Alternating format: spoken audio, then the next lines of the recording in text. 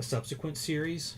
I don't know if it's the very next one or not, but he gives a little bit more detail on from self-publishing to like what the experience was, because Kamiko almost published this, and he said that Bob Schreck took him aside and said, you should publish it yourself, because I guess that was near the end. Right. And he mentions that, I think in Dawn #1, he mentions that look that, like that, you know, if he'd have gone there, would have been full potential trouble there. And says, you know, there's a seat in heaven reserved for Bob Schreck. It's so interesting, these handful of stories you hear from cartoonists, like McCloud having Dennis Kitchen help him out to get, you know, to keep his stuff free. Like, there are these moments in the dark history of comics where, like, the suits do right. Right. Those should be celebrated more. We are streaming, and there's a thing about Bissett too in here from his Taboo days, and he says there's a Lazy Boy recliner reserved for Steve Bissett in heaven, right next to Bob Schreck's.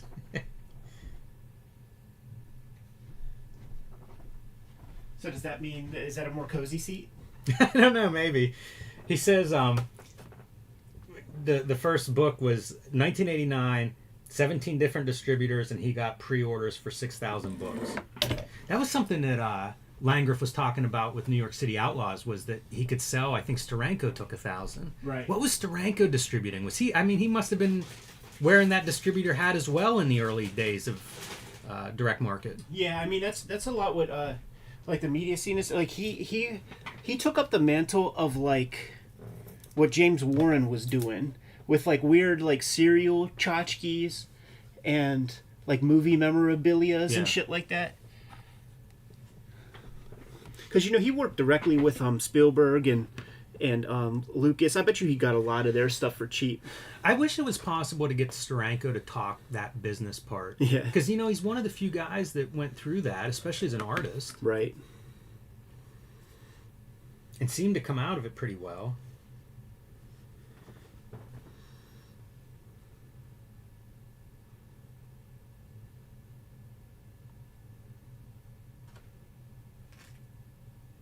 I also saw when I was looking for this, his art book is like $200. You know, it's one of those, certainly has his fans out there that stuff comes out. Joseph Michael Linsner, you know, that stuff comes out, disappears, you know, into out of print, and then just up in value. There's some cool shit in this one. This is, I think, the follow-up series, but there's like a series of these 3-page, and they're interspersed. You know, it's not like just one. I see. But it's every couple of pages he'll like throw that stuff in. Pretty strong. Yeah. I mean, that's a hell of a issue. How to do an issue 1. If you were flipping through this at the comic store thinking about buying it, man, he's hard selling you. Oh yeah, that's right.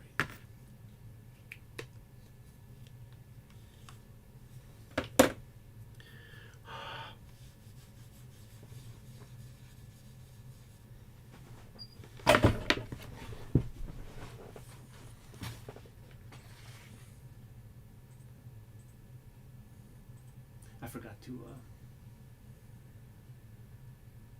put the thing in the chat.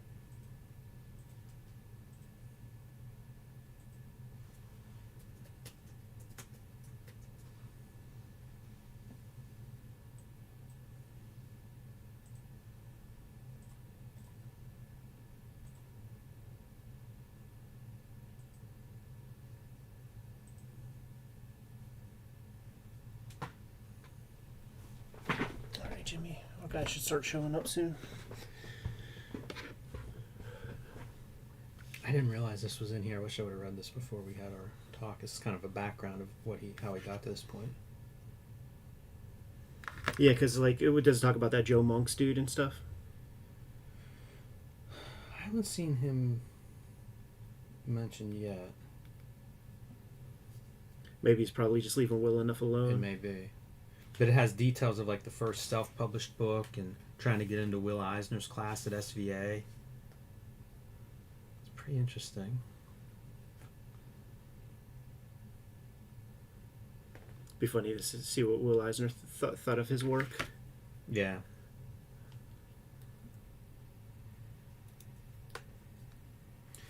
Man, it's amazing. Self-publishing in '89. Although it's funny, like you missed the black and white boom But then it's the beginning of the speculator Right. rise. You know, like you might have been all right then too. Yeah, there were Cry for Dawns at this one guy at this flea market that I would go to, and of course he wouldn't sell me those, which made them all the more. I don't think there was really that much crazy shit, Right. but it was like an old grandpap type guy.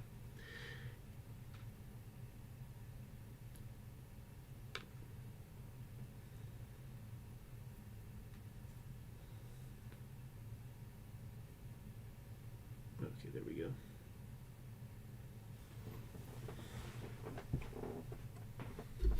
Yeah, so guys, we're going to be doing Dawn 1 from a Sirius. Oh, shit.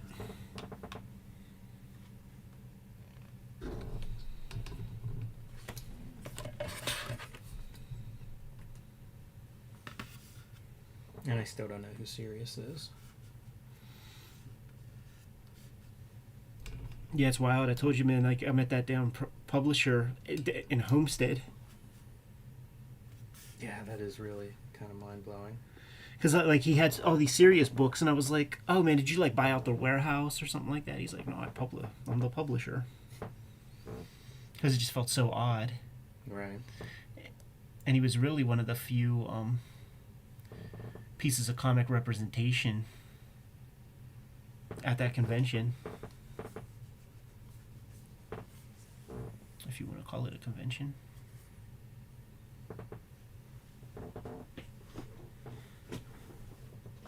All right, Jimmy.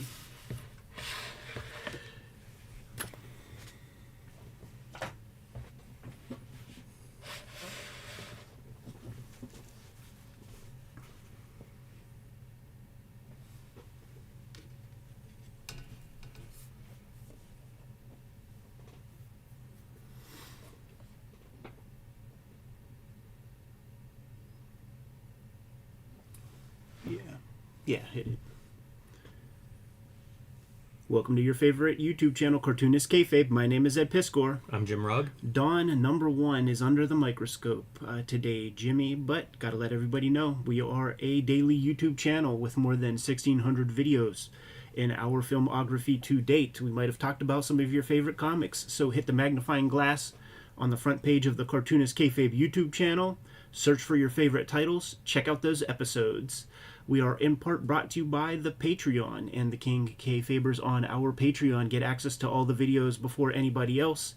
They're also hanging out with us right at this moment in our live stream recording session that we are promoting by way of that Patreon exclusively to the Kings. Without further ado, Jimmy, we've been doing some Wizard coverage over the past couple of weeks, and a number 1 book on the Wizards Top 10 is Joseph Michael Linsner's Dawn comic, coming to you from Sirius Publications. Makes perfect sense that we should look at it sooner than later. Yeah, 100%. Fascinating book within the context of the other books on that top 10 list and what comics looked like at that time. You know, digital coloring is really taking over comics production around the late 90s, and this is old school. This is mixed media. This is color on paper. Yes. You know, it's painted, it's markers, it's, as I say, mixed media, but it's a totally different look than like the digital color that was coming out at that time. And really, as an indie comic, it's different because most of those are black and white. So right. No other comic looks like this. Yeah, it's true, man. I was under the impression that he was doing marker stuff for the most part, and I feel like you could see the marker pieces in here, but it's where you see like the little flares of the hairs and shit like that, where you just know that that's not marker lines. There's something else going on here. But you just look at the cover and you know this fella's pedigree off the bat, and he's pulling from old school heavy metal. And that is essentially what this comic is and how it reads. It reads like a classic heavy metal style comic. Crossed with the Victoria's Secrets catalog. Well, I mean, it's lingerie is the costume. costume. Open up a heavy metal magazine, That's Jimmy. fair. Yeah, I guess that's true.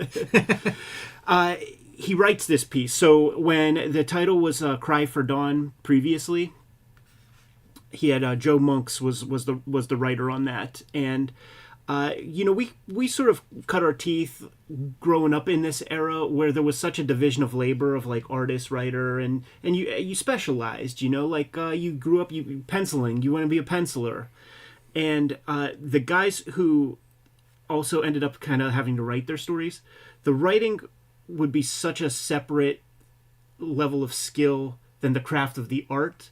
I do feel that way about this in a lot of ways, but I had a good time reading it. One thing about the story here is it's pretty weird compared to a lot of the comics we look at. I didn't know what to expect going into this. Right. I had not read it before. It's something I picked up in the past, probably, flipped through it, whatever.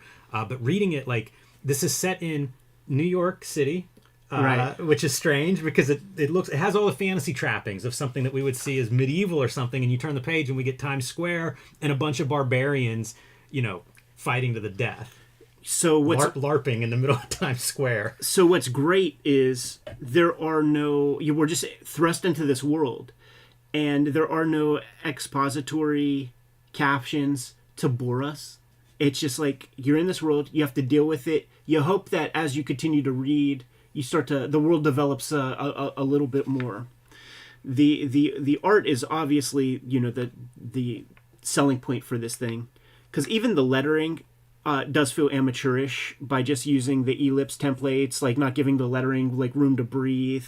Some of the lettering forms are pretty crude, but look at that art, dude. When I saw this piece, I was thinking directly of like Dennis B. from too. Warlock 5. That's 100% where I'm at. And it's these little touches, right? Like dawn being in your red cloud sky. Even having some of the contemporary advertisements populating your Times Square. Very interesting. It has that airbrush quality that Dennis Dennis B, we call him. There you go. And I think it's Denny. I think you're right. Some of the qualities that he has in his art and in some of those covers for like the, that whole line of comics has that kind of painted quality. Yeah. And it does make me wonder, like, he must have been aware of Warlock 5, maybe. I think so. So Joseph Michael Linsner is the creator of the Purge movies, right? Because right here, who the hell started this anyway? The Saturday night Times Square free-for-all. Kill who you want and take what you can, as long as you do it within a designated area. Yeah, it's so strange. Like, it does kind of, like, when I read this, I was like, oh, this is something. Yeah. I haven't read that in anything else. Yeah, totally. And after reading it, I'm inspired to read the other 5 issues of this run for sure, to just see where he's going with it. Good use of color, where when you're down there at Times Square at the murder spree, you have your cool blues, but when Dawn shows up, she's got the hot reds. Yeah, easy to follow her through this action because of the color. But man, as a relatively young creator, you are doing a lot of lifting to put this kind of rendering and color on a page. Absolutely. Man, that's a lot to get right. And it has its uncanny pieces, those close together eyeballs. Like, it's definitely got some uncanny valley built into it, but the things that he's doing is pretty exciting. Like, look, just like a little spritz of airbrush on top of this stuff. Doesn't waste too much time either. Like, one of my criticisms, and we'll have it for a book later, later on. How much of the boring do you have to give me to get to the point where it pays off? And it's like, that was great. He establishes this world. He shows us some cool combat, brings Dawn into it, and I think this is page 5. I think that the pacing of this is pitch perfect. I think in terms of the writing, there's not one sort of profound piece of dialogue. Like, that's the only part that he has to work on. There's nothing that's boring, and there's nothing that I had to read several times to try to figure out what I'm reading. It's just that it's all placid. There's not a real voice in the dialogue, but that's something that you could probably learn over time and figure out over time.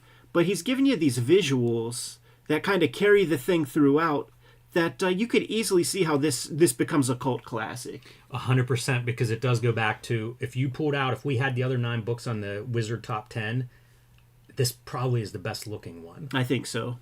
And he's pulling from a very specific era. You could imagine this dude play some D&D. You could imagine this dude's got a bunch of Frazetta books on his shelf. He probably has a nice chunk of heavy metal books. And I don't know that he, doesn't have some stuff airbrushed on the hood of his car or van or something. That's how I want to imagine it. I want to imagine that you can pick his car out of the parking lot at the Comic-Con. But this is a dude that fucks with elves and orcs and stuff. So he had his own kind of wing of comics, because like he was pretty much for a while there the only guy serving that kind of hardcore D&D type fan. Well, the other one is also a serious book, and it'd be Poison Elves. Oh, right, You know, so it's pretty interesting to think, like, I have a lot of questions about Sirius, the publisher of this book. I just don't know them well. Right. But you think of those two books as being like a 1-2 punch, man, you're serving a segment of the market that nobody else is. Even the Dawn character, it's sort of up in the air about like what she is. She's kind of a deity, kind of a muse, you know, a goddess figure, Right. in lingerie draws. Yes. I had an adult man say lingerie one day. That's how they used to say it in Homestead. The old ladies in Homestead, they called it lingerie draws. You know what else a book like this does is you end up with a female readership. Yeah, and it is like you look at it on the surface and you know, like the Gen Z kids are like, that is just disgusting, blah blah blah blah blah. But there's like a segment of chicks that are super down with that kind of stuff. They find it empowering and pretty sexy, and they're not shy about it. Love these skies too. You know, skies are one of the great things if you're painting to have fun with. But also, if you look close, I feel like you can see the marker. Yeah, for sure. In a lot of this stuff. On like both rounds of these pieces, man, which makes you wonder how it's done. I would bet that the interior color for this is probably predominantly marker. It's when you get into this stuff, like you can't do that with marker. Yeah, those hairs are really impressive on the edge of that. I would be very curious to see some of his original art up close. Yeah, the ink line is interesting because it looks like it could just simply be rapidograph. It's a very dead line. Like the line that builds this guy is the same line that builds that background and stuff. And it's just like he knows that he's going to be doing much of the heavy lifting really in the color. So he just, it's for the barest kind of holding lines. Yeah, it wouldn't surprise me if rapidograph is it, because you do see a lot of straight lines too. And if you're going to do a straight ink line, rapidograph's a pretty good tool to use against a ruler as opposed to, say, a pen nib. And I guess, well, I was going to say maybe he even just colors it on the board, you know, like over top of the ink line. And I think that might be possible. You would have to like look really close to see if the black line kind of feathers. And the black line of that could be different than the lettering. That could be, you know, a sort of layer on top. Yeah, in the process of spending a night with Dawn, she points our, I guess, hero at this church. Right. So that's kind of going to be the quest, at least in this first issue. We have our archetypes, you know. We got the Viking helmet type guy. We have our Solomon Kane-like character checking out the results of our Saturday Night Live special. And, of course, our dude survived the thing. This is so funny because if you have that area in your town, you know, like I think of South Side and like, you know, Carson Street or something on a Sunday morning, it might not be that bloody, but you're going to see some carnage in those streets the next morning. I mean, like two times I've seen things on the streets of South Side. I've seen a guy holding his intestines in his hand after getting plucked in the tummy with a knife, just sitting there waiting for the ambulance to come, chilling out, not even in shock. And then I seen a dude get shot 4 times in the stomach. Yeah, so you might account for a couple of those bodies. But... He's got the gruff figure and then the more feminine kind of hero figure. Able to do some of the different textures too in this color that he is applying. A little bit, not quite as much as you know. You could. Here's what I will say: I did look ahead in future issues. The dude is just fucking learning more and more and more. Issue 5 is way stronger looking in terms of the color than what we're getting here. It makes sense because, like I say, there's so many plates that you're spinning to make a page that looks like this. Yeah. You know, there's that curve of like you make a comic and you learn a lot in the process, but the more complex your art is and managing color on top of just trying to do storytelling and write the story, it is a lot. It is a lot to try to figure out.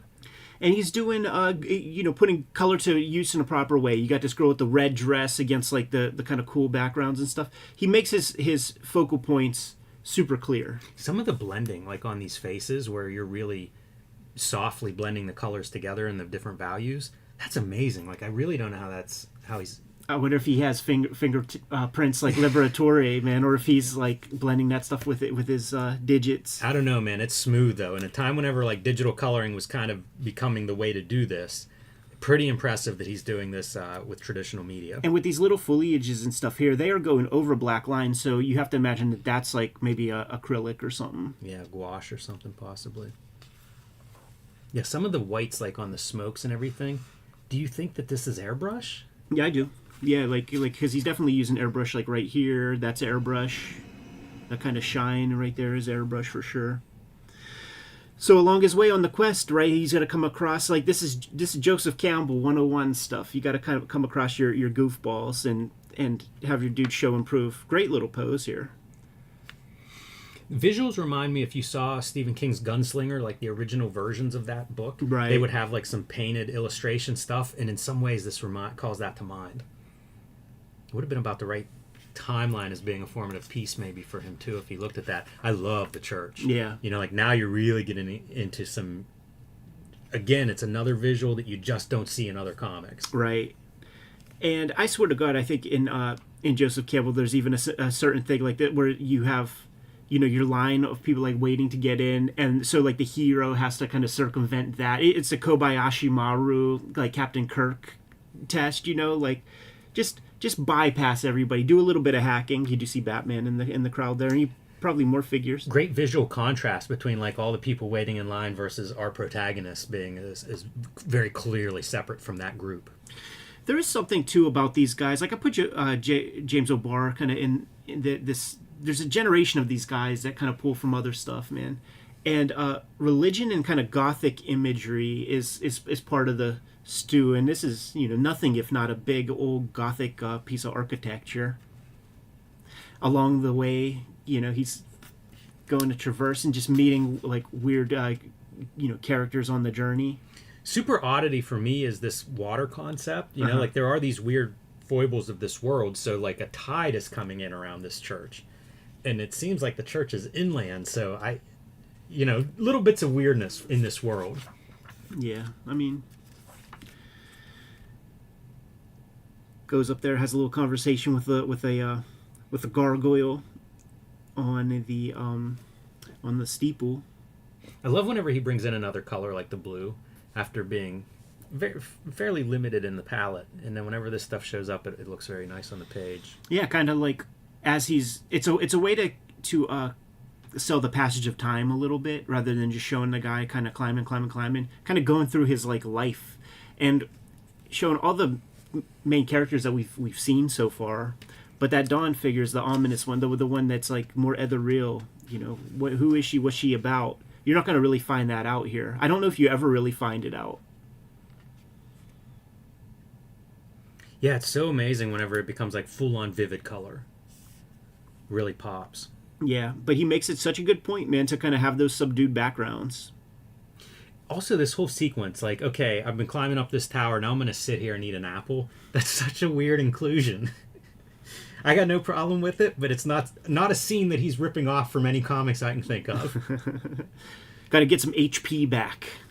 It feels like a young writer. You know what I mean? This doesn't feel like a scene that I see very often. That is the thing. Like with what he's selling us is a pretty deft hand at doing tremendous visuals. So maybe you want to like sprinkle some more of that in. But that's the calm before the storm, because you got, you know, we established super high up, and now we got 2 rounds of dudes from either direction coming to we could get our guy down basically. Wonder if he's got his hands on some European albums, some of the painted stuff. I'm sure. This feels like something that you would find similar in like Humanoids publishing nowadays. Pretty good stuff, man. Yeah, has a showdown, hurts a few of these church police. Yeah, these crusaders. Even know what they are exactly, and then just takes a backward spill off of the church. Bold move, I think. Seems like he climbed up pretty high there. It's the power of Dawn, dude. Selling us on that fall too, you know, like not letting us see the top or bottom of that little citadel. Good move. Color washes over him. Man, that's a weird panel to think of. Like, this is a comic that starts set in New York City, and we're looking at like this body falling off of a tower. Kind of strange to see it now. Yeah. And through magic, wakes up on the ground plane. Yeah, and his sword, which was his father's sword, is broken. It's all the trappings of that old kind of mythology. You can almost see how this would fit at a Comico, which was one of the publishers that was interested in his work early on, and he chose to self-publish rather than go that route. But I think of something like Mage, which is an updating of, like, you know, Arthurian legend, and in a weird way, like, there's some elements of that here. Yeah, it totally speaks to the kind of fandom, like, of that era. You know, there were so many comics. Adventurers comes to mind. Man, there was 2 or 3 Silver Wolf comics. Maybe one's called Trespassers. But it just felt like comic book versions of their D&D campaigns. And, you know, I don't doubt that some of that energy might filter its way into these Dawn comics. It's a weird comic. Once again, the dialogue, like no characters really have a good voice. Nobody says anything that kind of propels the narrative forward. It's all kind of just their stuff by and large. I would imagine that it probably stays in that place because if it matched up to the artwork, we'd hear his name in the conversation more about, like, you know, the great comics of the day. That said, it gave me enough to be curious to see where it goes in the subsequent issues. I will pick up any of his comics I find in dollar bins going forward, because I'd like to look at more of this. I'd like to read more of it, and I'm genuinely curious. Like, to show up as like a number 1, and I realize he did some comics before this, but I believe they were black and white. You know, and this is really, you're self-directing this. Even though Sirius is publishing it, you're still making work that is really difficult even at this time to still publish it or to print at a high quality. It's astounding as an issue 1. Right. Very impressive. And especially with what we know about, you know, markers on paper and what that translates to print, looks real sharp. Yes. From the start. Yeah, the other thing that you would see in books like this, and I don't actually know a book that's quite like this, is maybe a couple of good money shots, and then like some pages that really show you have a lot of work to do.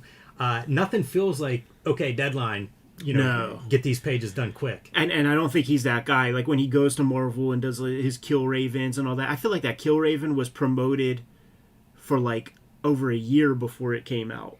You know, I feel like he did a couple tours of Pittsburgh Comic-Con before that thing finally saw the light of day. So he's a special projects kind of guy. Like, he's not going to be a monthly jobber type fellow. I think he's a, you know, a Quesada Marvel Knights guy. I think that's who pulled him in for the Kill Raven stuff. So I'm curious about all of it.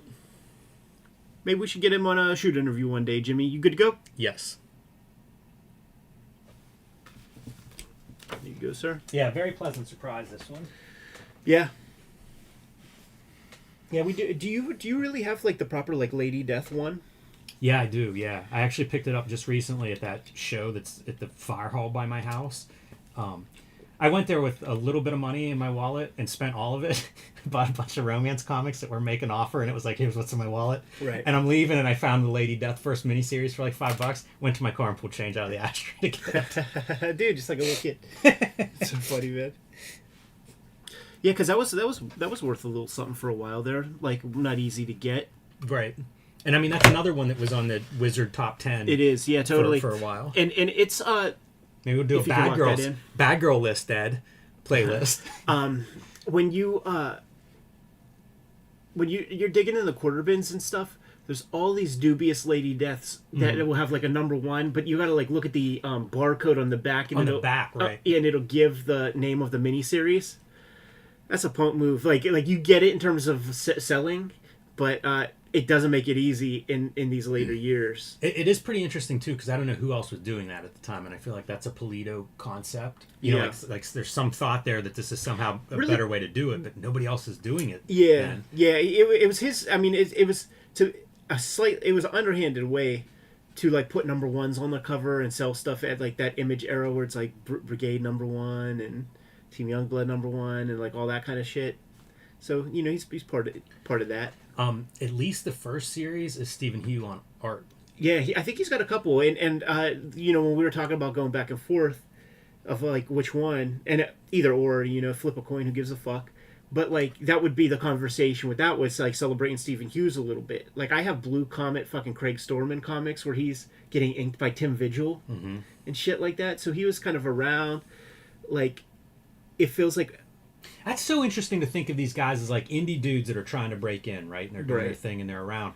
And then like if you're Polito or somebody, like you're looking for talent and you're probably aware of like who are the good indie guys. Because he did Evil Ernie. Yeah. So like strong stuff there. That was the Eternity comics. That was same era. Makes a lot of sense. Guys, we're going to be doing Whilce Portacio's Iron Man 1 from the Heroes Reborn stuff. Should I pull out the other issue ones for a what did you call it? Rank them. A rank. If you want to. I got them right here.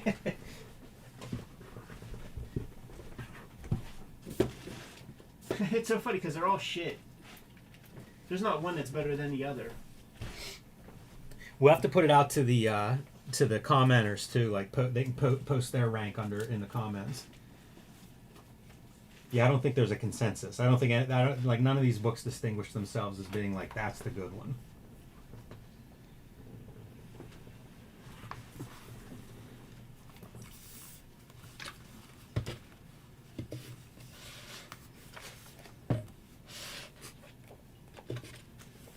The lesser of two evils. Yeah. Or the lesser of four evils. Wow.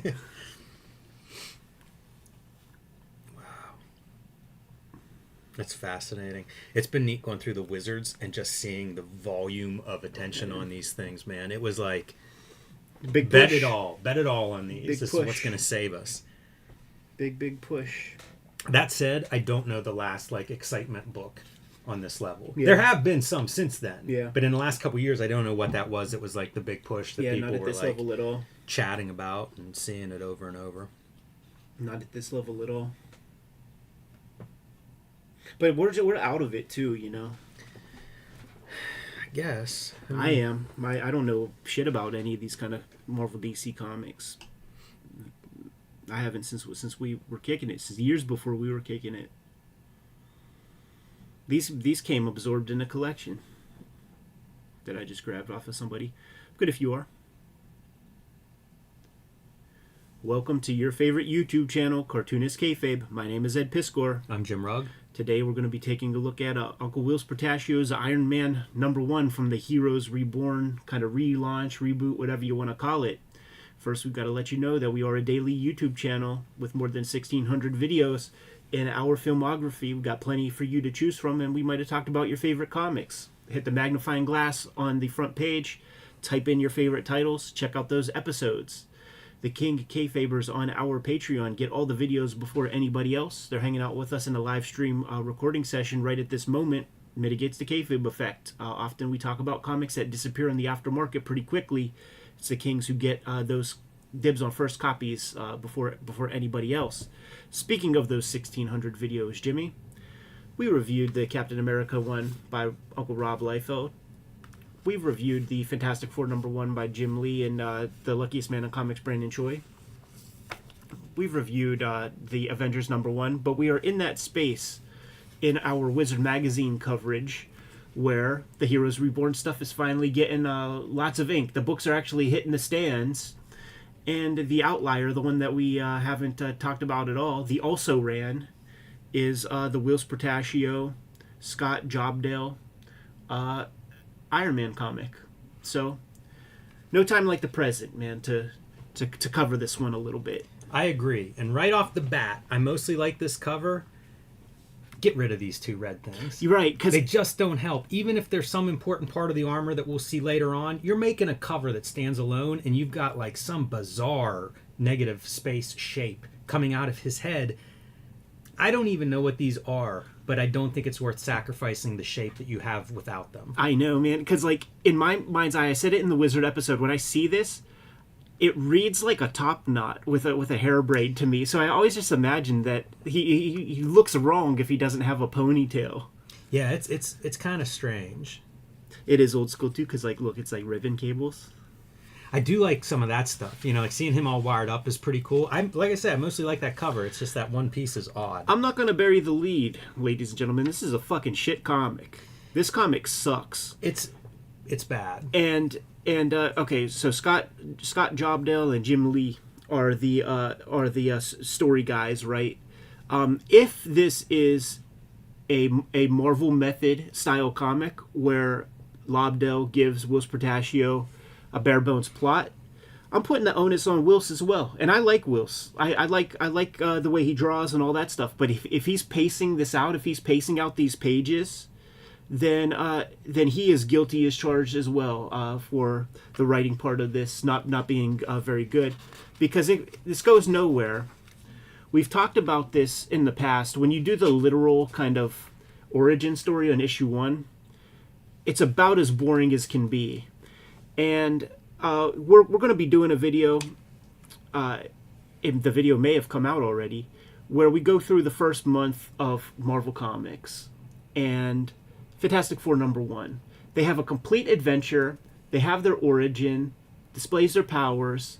Those powers come into play. You know, they're Chekhov's superpowers. Those exact powers all come into play with destroying the villain of the issue, Mole Man, and then they're off living their lives.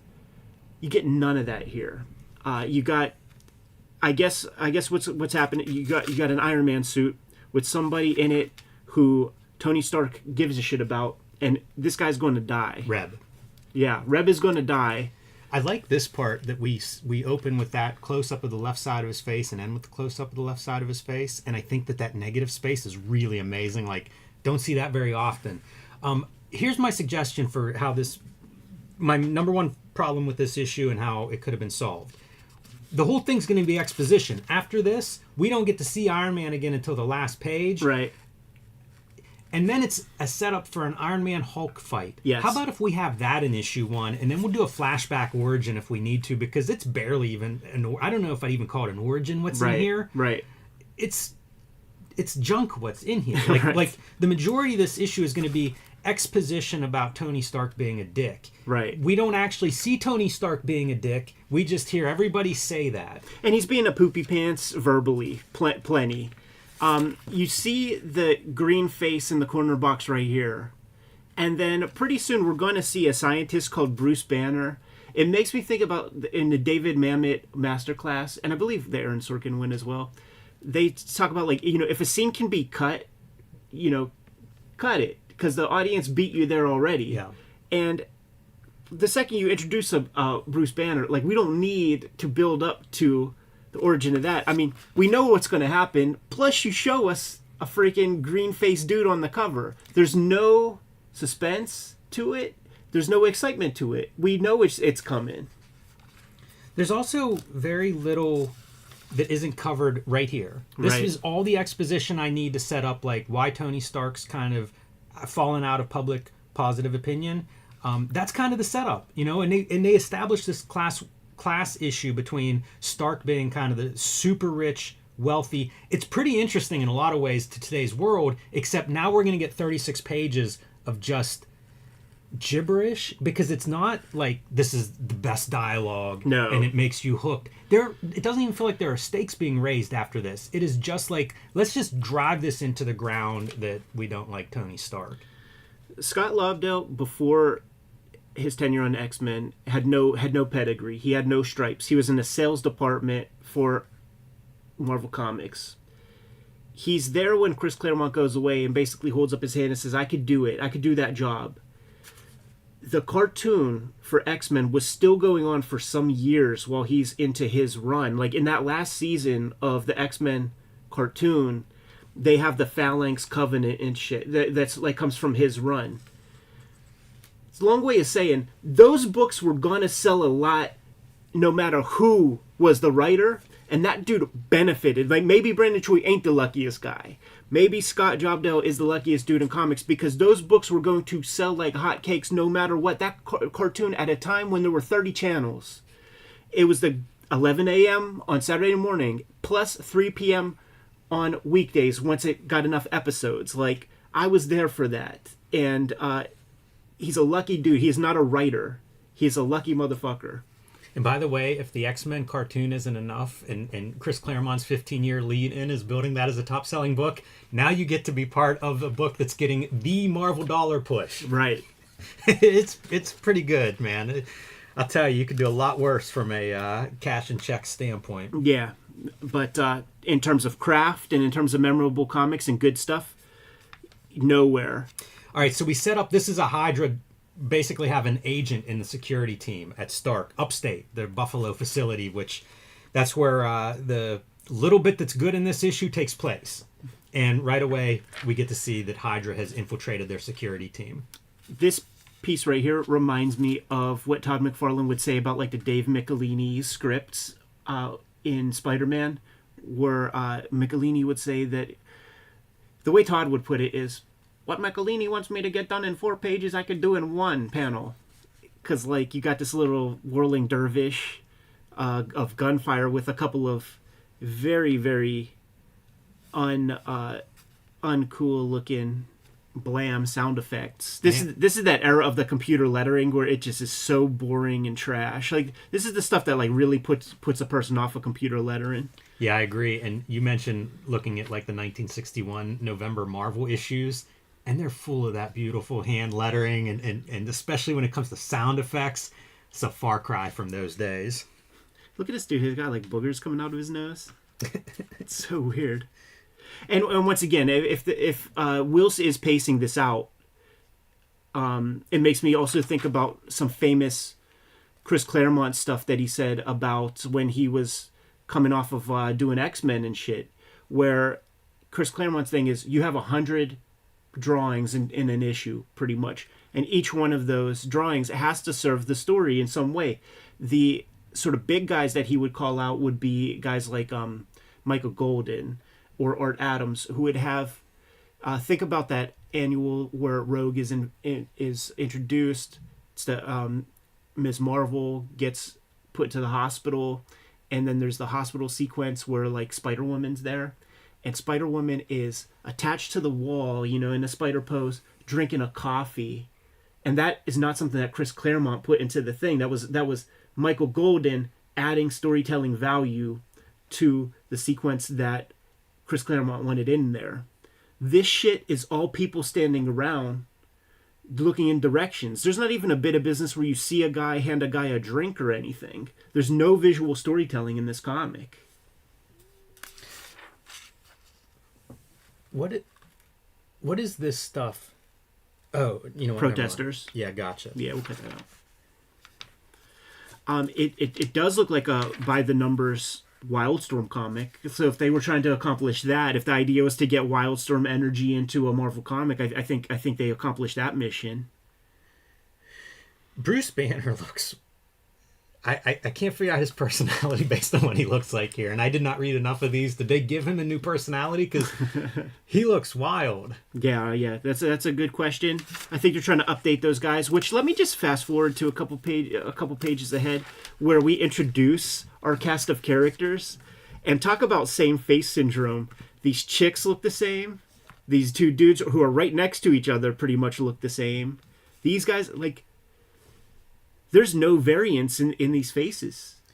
These are really peculiar, too. And I think that I like his work also. Me too. I don't think his strength is in human faces. Like, I think of, like, he's coming off of Wetworks. Right. Let's get more Iron Man armor. It's issue 1. Show your best. Hide the rest. Come on. Started off with that fight between Hulk and Iron Man. Give me a bunch of pages of that. And then while he's, like, in the hospital bed or something, you could give me a couple little origin pieces. Yeah. Make me give a fuck about the character. Because as it stands right now, and seeing Reb die early on, we already know that that's the reason why he's an asshole.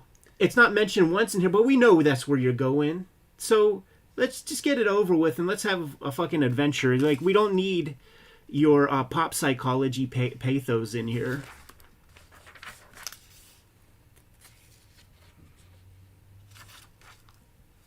Yeah, the characters all look a little bit strange to me. Yeah, when he chooses to use blacks, it's in weird spots, man. I feel like he might have been drawing this thing fast.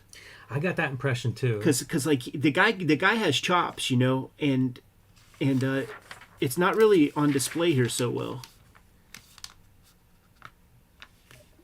See, this is the kind of shit that would make Chris Claremont nuts. Of just like, you're giving me nothing to work with. Yeah.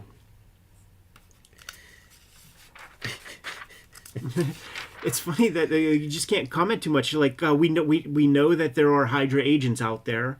We know that we're building to some sort of big unveiling thing, which requires Hydra to infiltrate. We know what's coming around the bend at every turn. There's not one small glimmer of suspense. Like when we introduced this Bruce Banner character.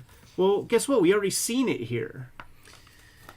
Yeah, I get teasing a little bit. You want to sell the issue 2, but I also think like a good way to sell issue 2 is to do a kick-ass issue 1. Right. And Betty Ross is like the defense person. Mm-hmm. So what happens is they get notification something's going on at Buffalo. They leave their party after 20 pages of just nonsense to go check out what's happening. And I can tell you, I don't understand what's happening. Right. I'm not sure what exactly is exploding or who. The helicopter, I guess, gets shot down after it shoots down some stuff, but everybody survives the helicopter getting shot down. Very unclear storytelling here in these pages. Yeah. These are some examples of those crazy faces. Almost looks like some guys from that Bernie Wrightson comic we covered not too long ago. That comic being Freak Show, by the way. There is the one piece that goes on here is I believe Bruce Banner sold everybody out. I think that's what happens here because at one point we have call for backup and Bruce says I can't. Meanwhile, like this is the love of his life that he's like maybe killing by putting her in this position. Like what the heck? Would Jim Lee put Wilson in a position to have no sellable pages of a first issue? I can't imagine that. Would he do that to a guy? Because Wow. there's nothing to sell here. Like you're gonna package this all up and put it on Heritage Auction. You got 3 pages to sell. What am I seeing here? Describe this table to me. Right. It's like a 2 people sit at one end. Right. Is that what you... Because the perspective, like it's a small chair. It's not like we're doing some perspective trick. That is a weird illustration. Mm-hmm.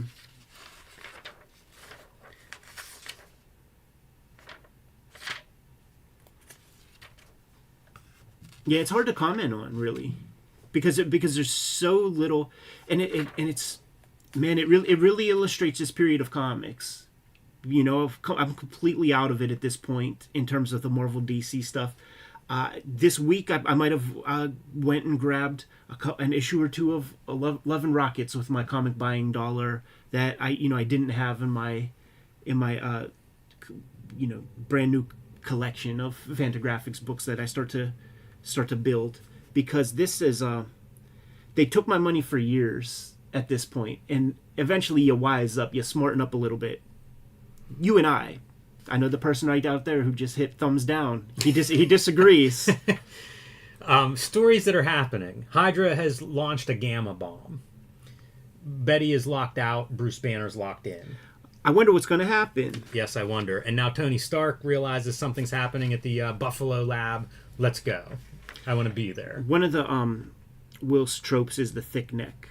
You know what? There were some thick necks when I was reading this that I wanted to point out, because it was like thick necks, small heads, or Right. long faces. There were some very weird distortions. He's the first guy to really draw us that like vein that kind of goes across the neck. Actually, we'll see it in the Hulk. Bruce has a bad haircut, man. Yeah, it is. It's like grunge, kind of. Right. Wonder if they were getting good reports on Gen 13 and were like, hey, we ought to bring this grunge haircut over. Do you see there's no sellable pages here. These pages were $50 on the aftermarket. There's a lot of questionable choices throughout this. I do wonder, man. I saw Wilson in Tokyo. I was going to try to get an interview, but they were bouncing to Kyoto real quick. But I do have the email, so we got to try to get him on the hook. Because I do want to ask, like, is this a script that Lobdell wrote you? But to be honest, even if it was, you got to make it your own. Yeah, I forget who said that, but I've heard other pros kind of say that. Like, you got to take that and make it something. And the talking heads in this book, it's just the worst. And even if it's a thing where you go against the grain, like you know what Rob did with Louise or whatever, like you gotta just make it cool. Because like when you read the script, Will seems like a very smart guy. You gotta know it's a piece of shit. So you gotta try to salvage it some way. Your name's on it. Somehow they have a 13-mile tunnel, so Bruce can't turn the bomb off, but he can send it 13 miles underground.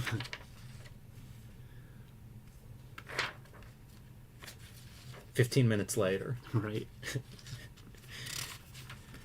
All right. I wonder what's going to be in that big green hole, Jimmy. That glowing green hole. What do you think, man? Well, give me a couple pages. How long can we drag this out? It's a double-sized issue, so we can probably just keep going with this. Some cool technology on these guys right here. But there we go. So, some of the Wetworks technology bleeding over. But see that vein right there? That's a vein that Will brought to comics. I don't think I saw people drawing that one before Will's gotten into the game. And it's a naked Hulk. So you got to give him that shadow underneath. What'd you think about that one as a resident Hulk artist, Jimmy? I admire this muscle. It's almost like a double deltoid. Right. And I do kind of appreciate that. But I think this Hulk is going to suffer from what a lot of the late 90s Hulk suffered from, which was the tapered waist. Right. You know, like the thing that distinguished Hulk from all the other super muscle heroes was he was stocky. Yeah. You know, he could have been a wrestler. But then they did the tapered waist and it sort of became just, another big muscle dude. Right. Really launching him in shadows a lot. Like, I do think that Will's got some good lighting here, like on this piece. I like this as an intro because we don't see all of the Hulk, and to me that's a way to suggest big. Right. Oh, you know what I wanted to This comment is an on? Iron Man comic, by the way. Oh, right, yeah. This is uncoated paper, and you're getting the Wildstorm colors on here. Right. And I think for the most part they're dark and muddy. Oh, yeah, and yours is yours Yes, glossy? No. Oh, okay. No, that's the thing. You know, all those Wildstorm comics at the time would have been on glossy paper. Yeah. It makes a big difference It on does. this color, especially Yeah. the early digital color, because they're mixing black with the CMY, and Like it will these. get dark and muddy if you're not careful. In this paper, it had dot gain. You Right. know, like every color that's on your screen is going to be much, much darker here on the paper. Some of the Will splatters right there. As our naked Hulk leaves the copter.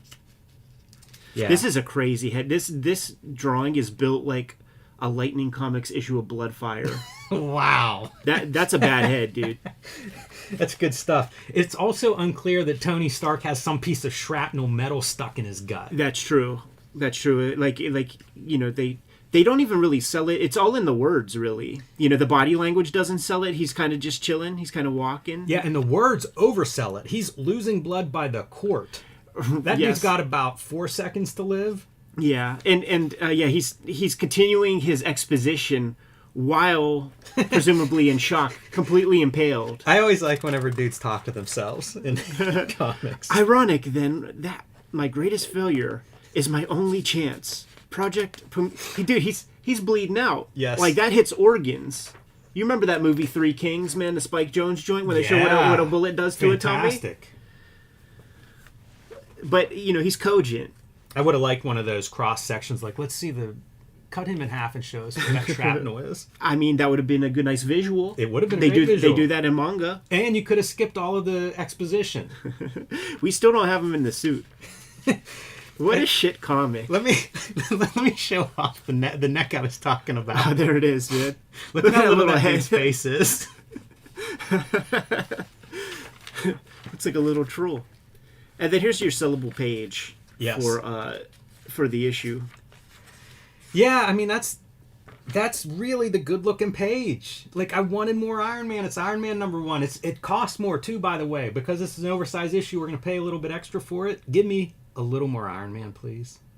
These guys took the customer's money and ran, and you wonder, you know, it's probably Bob Harris. You know, he got the keys to the kingdom, editor-in-chief at this point. It all happens in rapid succession. We follow it along in our Wizard magazine coverage.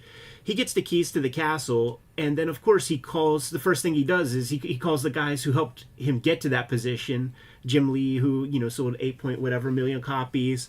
Rob Liefeld, who sold 6 point whatever million copies of their issue ones. Come on in and you work your magic on our new titles.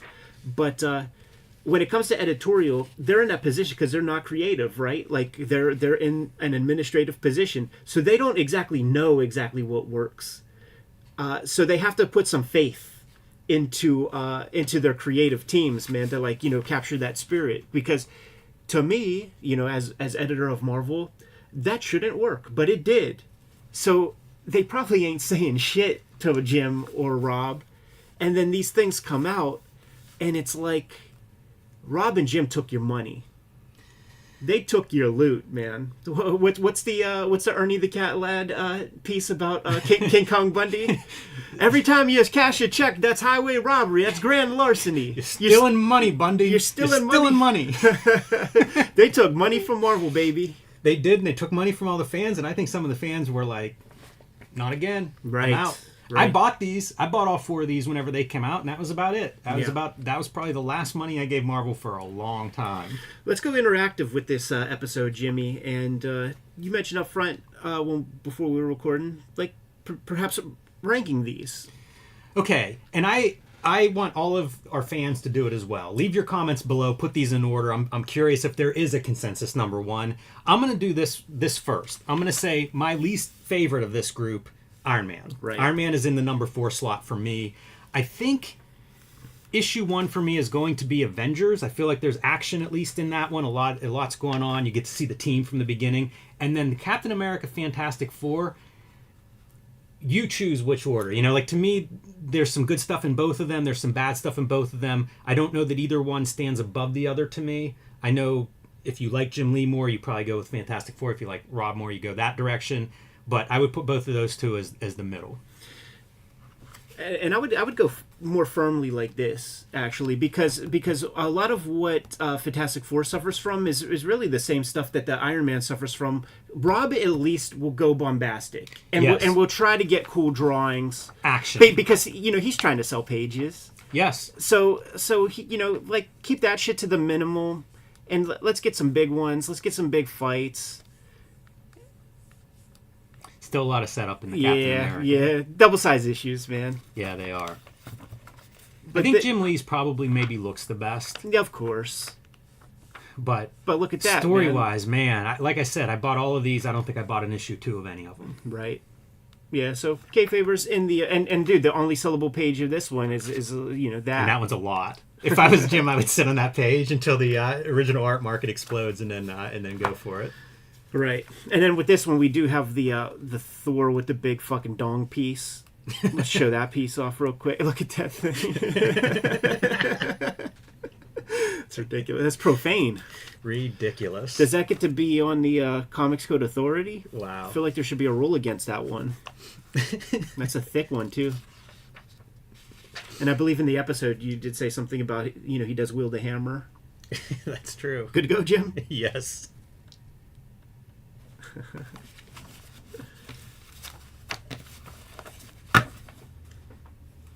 We gotta have our roast episodes every now and then.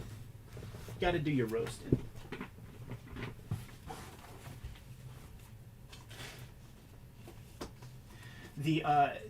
What is funny though, to like let the Kings in on sort of the sort of back end stuff that goes down every now and then. What the comments that will result whenever we roast something, a unanimous word that is used every time when we roast some shit is that we are brain dead. So like to be brain dead in our response to like this Iron Man comic is a very funny notion to me. Yeah, it's disappointing. You know what I realized? But I love that. I respect the passion.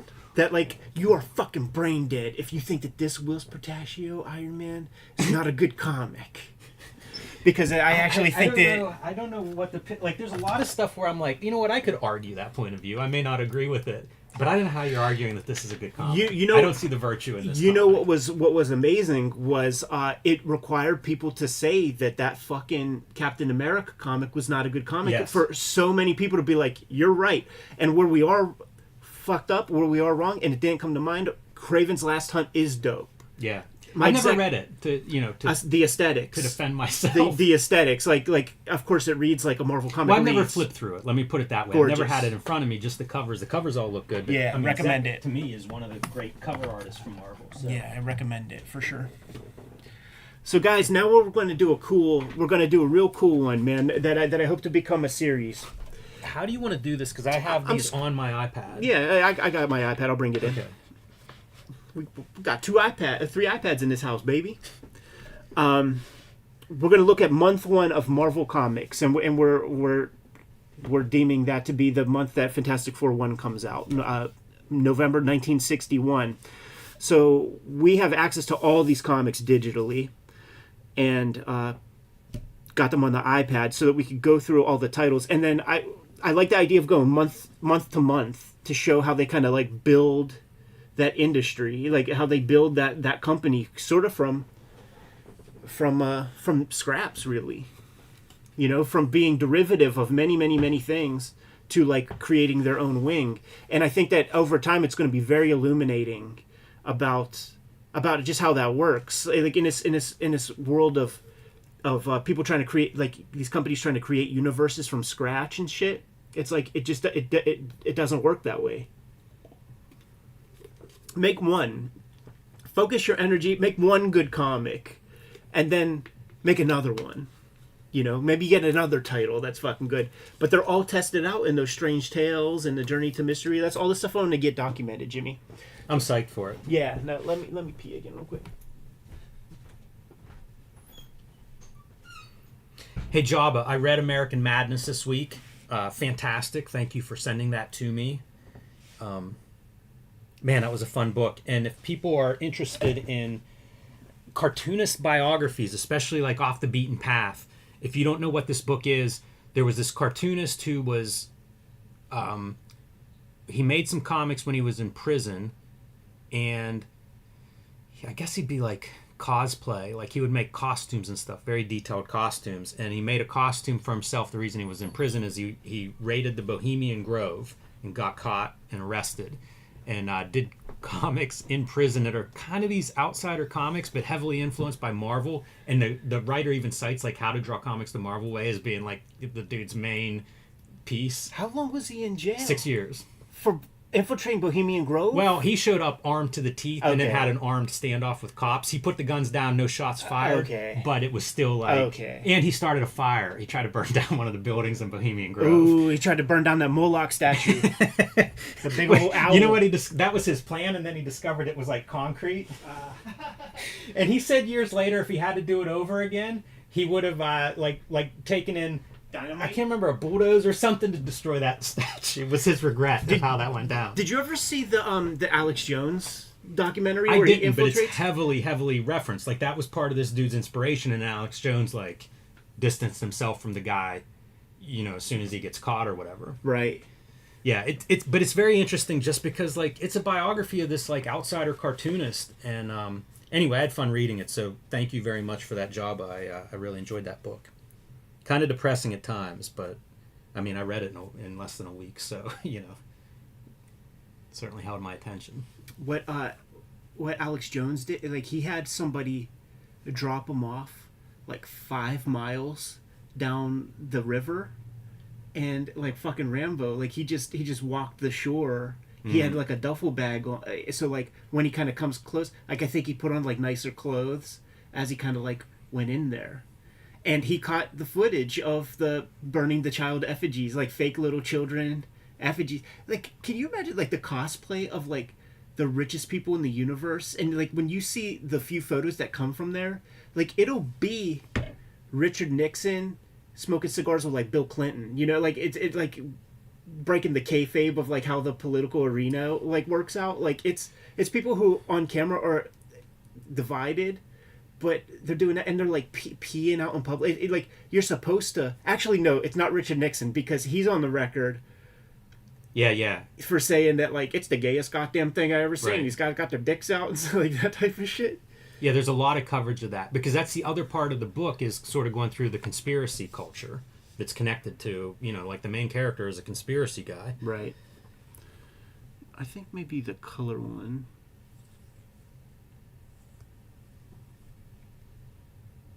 Here, maybe Yeah, like give a full lock it in color. on a.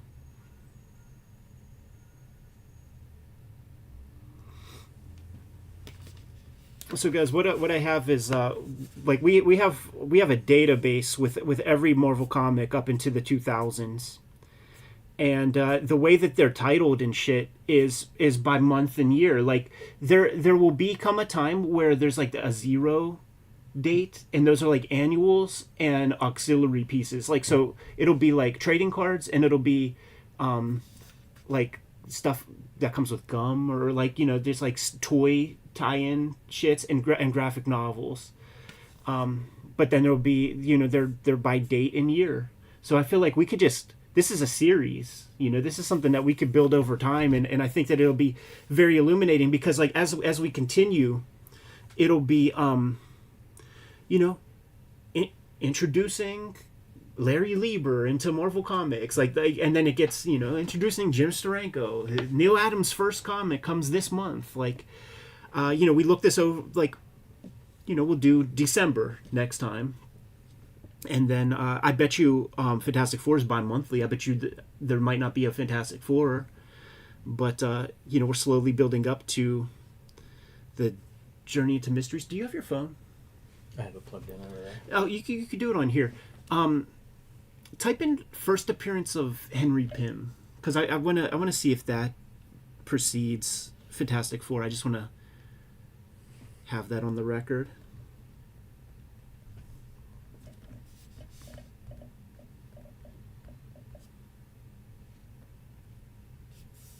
Tales to Astonish 27 January 62. Okay, that comes after. Okay, that's cool. So Fantastic Four is officially the first. Man, that's shortly after. I think he's before Thor and all like any of the other big That'll ones. be 2 months after this. So yeah. And when we'll does Thor show up? 8 issues after, I think. Wow. If it's 82, Journey into Mystery 82. And then that's the stuff that we'll track as well. And we can just breeze through so many of these comics. The only one that we don't have the interiors of is that Teenage Romance. Did you use that logo for something? For your project Romance? I'd have to look or at it to see. Aphrodisiac? Yeah, I'd have to see. Because that looks familiar to me, and I feel like, Aphrodisiac on a park bench under that logo or something was drawn.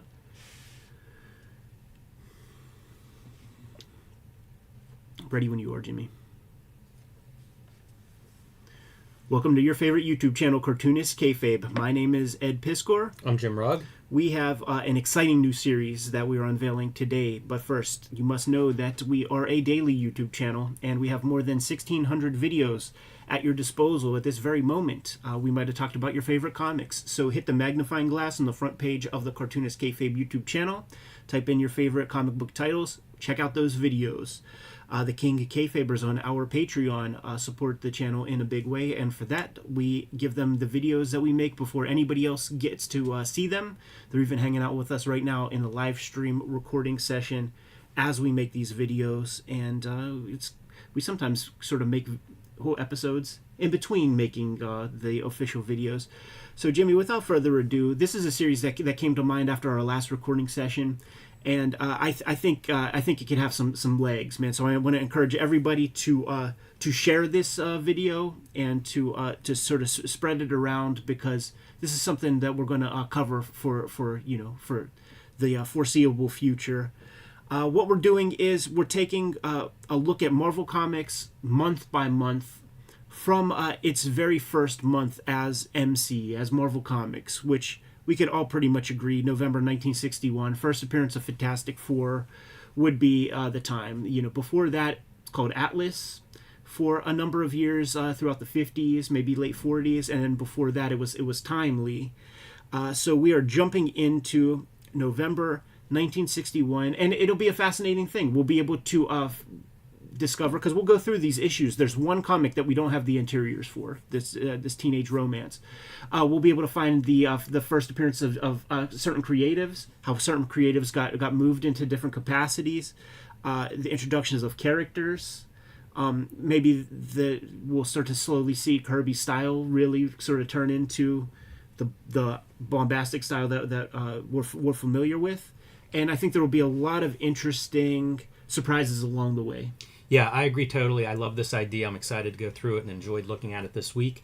I will say one thing to keep in mind at home is Marvel at this time is distributed through DC Comics. Right. And as such, they are limited in the number of books that they can put out each month, which is pretty interesting too, because you'll see them figure out ways of like, let's put 2 heroes in here, because the ideas start to really come, but they have certain business limitations that I think actually may help their creative. Yes. I do wonder about how some of that works in terms of their distribution, because as we go through these books, let's take a look at the indicias, because there's no less than 3 companies associated with these various books. And there used to be, with Nintendo Entertainment System, Nintendo put a strict limit on the titles that publishers were able to make for Nintendo. So like Konami could make Castlevania and maybe one other title, but they couldn't make other stuff. So then there's Ultra Games, which is Konami under a different company name, who does Ninja Turtles. So maybe they're skating through a little bit of that. We have 10 titles here. Largely derivative, Atomic Age Comics for, the science fiction wing of their business. We got some girls comics here. Yes. A handful of them. Four comics. Teenage Romance, Linda Carter's Student Nurse, Love Romances, and Millie the Model. And we should say at one point, romance comics were the #1 selling comics in America, so you see a legacy of that. Right. We got 2 Westerns. Yep. 1, 2, 3 sci-fis.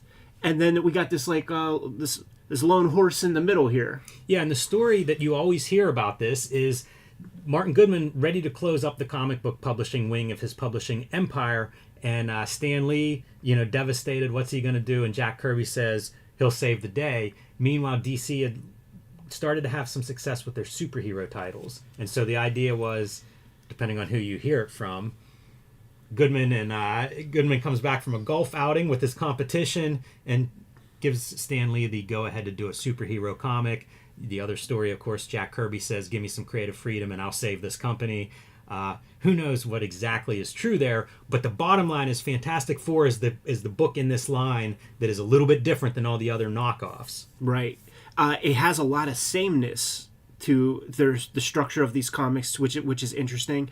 And it is noteworthy that for maybe a number of years, Kirby and Steve Ditko, who are the principal artists within this line of books, they've been doing these Atomic Age comics for Marvel and Timely for some time now. So they're sort of solidified into the fabric of Atlas, which will now call Marvel Comics. And these titles are in alphabetical order. So there's no real reason for them to be in this order other than that. They're all November 1961. So without further ado, let's jump into Amazing Adventures, which is in issue number 6. And then we know that that's going to be called Amazing Adult Fantasy sooner than later. And by issue 15, that's the introduction of Spider-Man. Should note, we have Ben Grimm, the Thing, here as our lead-off character. I joke about that, but there'll be like 3 Rocky Orange monsters this month. So this title, Amazing Adventures, is published by Atlas. Also, I want to put a call out to Douglas Wolk, who wrote a book called something like All the Marvels, where he read all the Marvel comics. So that will be a great companion piece for what we're doing here visually. Man, how do you come back from that? Yeah. Well, he also read all the Judge Dredd's too, man. So he's a dedicated reader. So you start off with some Kirby. Can't go wrong. I love the color. Might have been Stan Goldberg on the colors. Like, they never give credits because the color is always done last minute before. The color is great. I love these kind of panels where like it's a big monster. So every now and then you'll get the panel of something to give scale. So it'll be a foot, and then like maybe it's a ship. In this case, it's a city. Love that stuff. Like this, breaking up a panel. You never see Kirby panels. do that. No. Yeah, you never see Kirby do that. And this is basically what Kirby and Ditko are up to for years with Marvel at this point, doing these big Atomic Age monsters. Often these monsters are created by some little skinny scientist with some test tubes who's trying to get a girl to love him. Science, a big theme, is to and going to inform the Marvel age as well. And it frankly, it looks like a goddamn Marvel comic with the way Kirby's drawn. Look at how great the lettering is. I was looking at this Baroom, and it's like that is Dan Clowes-esque lettering. Oh yeah, you're right. Yeah, and probably Artie Simek is already in here doing the letters. Love that. observation panel too. I think that's a really nice panel. It is a time before there are cogent credits in here, but the name that you will see all the time is Stan Lee's. Yes. On almost everything. So we got a good 13 pages of Kirby there. Let's jump into some DITKO. Some great DITKO splash pages amongst these titles. And I believe this amazing. We'll make a note as we proceed in the future. But this pretty much, he becomes the headliner of Amazing Adult Fantasy, I believe. We'll figure that out. Man, his work is strong here. These solid colors, you can't sneeze at that. I love it. Like, yeah, I think there's a lot you can take away from that. It's pop art comics before it's pop art comics. Yeah, these are fantastic, those silhouette panels. The horrific looks on people's faces, pure DITKO. Even like dropping out your color in a panel like that. Right. It's very inventive, the coloring. I think it's about 25% yellow. yellow. You're right. Because that's unusual. They would use that for some of these captions, which is interesting. Yeah, not something you see very often.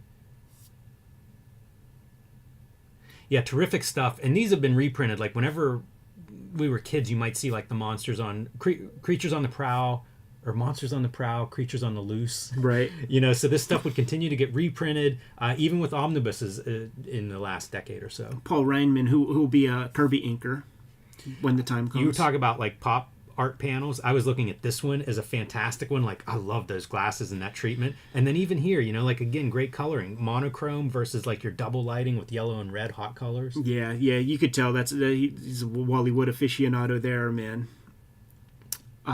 Stan Lee represented with the verbal diarrhea. You go through this stuff too, and the art Classics. looks like it's done quickly. For sure. I'm going to skip the Fantastic Four. We'll go through that last. I love this Kirby cover. Yes. Some of these Westerns, I think, are Kirby, and yet I couldn't totally put my finger on some of them, maybe because of the inker or the finisher or whatever the case may be. See, you see the Stan Lee, very legible signature right there. This is an artist. He does a few of these Westerns. Jack Keller? Yeah. A name that I didn't recognize or don't know, but he does a few of these cowboy stories. Yeah, he's ubiquitous throughout the 50s here on these titles for the foreseeable future. I believe this is a Kirby. Right. Notice no Kirby name though. The Stan Lee name is visible. Yeah. But you don't see the Kirby signature. Yeah, and it's pieces like this that, you know, sell the Kirby. They're fantastic. When you see them as 2-page layouts like this, I mean, how much does it pop? And, you know, like we say this a lot when we look at maybe like new cartoonists will do almost the same shot or the same distance. And you see the variety that Kirby brings in, and it makes a huge difference to making the page interesting. Right. This will be a Dick Ayers. But when you see this, like, I think Kirby might have, you know, put the hands on the page first and paced some of this stuff out. Yeah, it could be. Some of these layouts are fantastic. But the dude's walking in a doorway, you know, stuff like this. It's just classic. Right. I always think of the Western. This is the splash page that I was telling you about that I thought was so impressive. Yeah, and that's a Dick Ayers. And, you know, some of that is color. It's really good coloring for that. I think it really, really highlights that image. Yeah, it's interesting. Because, like, in my mind, I would color that fully and then allow those to kind of be subdued. But I bet that was a fast job for the colorist. Man, this is really something you could steal. There's a lot to steal in these. I think a lot of this stuff flipping through it is that it still works as well as it does. Right. Really stands out to me. Let's do another sci-fi book. Journey into Mystery, 74. I believe it's issue 82 where Thor gets introduced. And notice the split cover, you know, because that's something that we're going to see more and more going forward. Totally. So the first book was Atlas, was the publisher. Gunsmoke Western is Can-Am Publishers' sales corporate office. So keep that stuff in mind, and let's see who. It looks like the first book we looked at, so maybe this is also Atlas. Maybe we'll, through pattern recognition, we'll be able to see what the scam is. Journey into Mystery is an Atlas book. Okay. Good call. Thing in the Box, great cover. More of that Kirby energy, dude. It's the same guy from that other issue. Our second Rocky Orange Monster.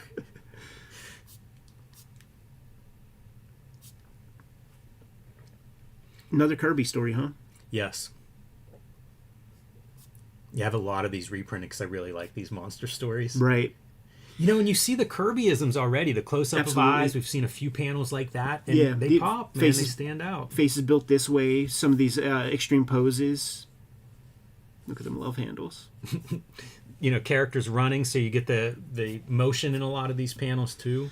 I wonder if we have different inkers on Kirby over the course of these stories, because you imagine, like, say, hand one to one guy, hand another to another guy. Absolutely. Love this splash. So good.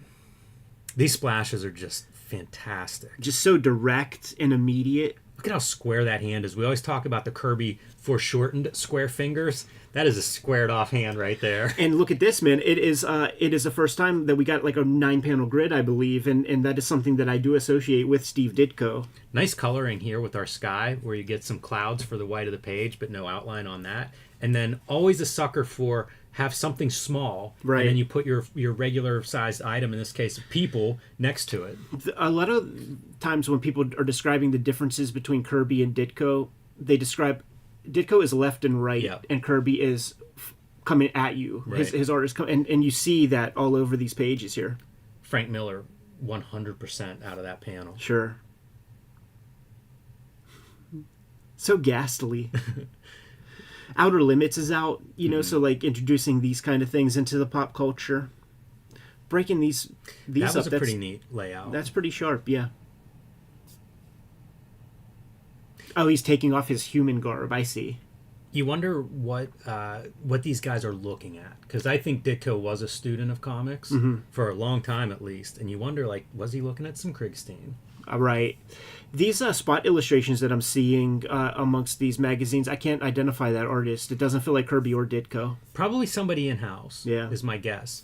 And it's funny to think of who's in-house. I guess, you know, at this point, Kurtzman has gone, but that was a guy that passed through the Marvel offices, and I think that they'd have some staff artists to fix stuff up if you got to send something last minute to the printer or whatever. You have a guy there that can do it. Not sure who we got here, but it could be any of the regular players. It could be Don Heck. It could be Dick Ayers. Great coloring again. I really like that yellowy green color. I think that looks so cool. I don't know who the artist is either, but it's interesting, like, the comparison to like a Kirby and a Ditko, and then you get a guy that very competent art, got no problem with this, but it also doesn't quite have the impact that the Kirby Ditko stuff brings. Yeah, this guy is probably a better drawer than both of those guys, but he lacks the dynamics. Yeah, and the excitement in the storytelling, because I bet Marvel Method exists here. There's a thing in comics that's like a realism isn't a ticket. I was reading an old Frank Miller interview, and he talked about, like, whenever he stopped trying to do realistic fight scenes, and this would be early in Daredevil, maybe even before Daredevil, and started doing like comic book fight scenes, what a difference that made. Right. And, you know, it just all kind of clicked. And I think that's what you see here, where it's like this guy may be a better artist, but not necessarily a better comic book artist. In Kid Coat Outlaw, which gets published way deep, we have a third company that is leading the charge here. It's called Leading Magazine Corporation. Same addresses and everything. So what is the shell game that Uncle Marty Goodman is doing to I have no clue. Yeah, and here, Outlaw Comics. Jack Keller again on the art. And the interesting note there, Ed, that this gets published for a long time, speaks to how popular Westerns and cowboys were as pop culture, you know, not just comics, but I mean, that's your TV shows and movies going into the 70s. This face made me feel like John Severin. It made me wonder if Severin touched some of this stuff, because this isn't the only face in here that makes me feel the Severin vibes. Like, man, it really feels like Severin. I'll be curious if somebody leaves some comments down below about Jack Keller. Because again, it's an artist I don't know. Maybe he was a bullpenner. Maybe he was a guy that was part of a studio.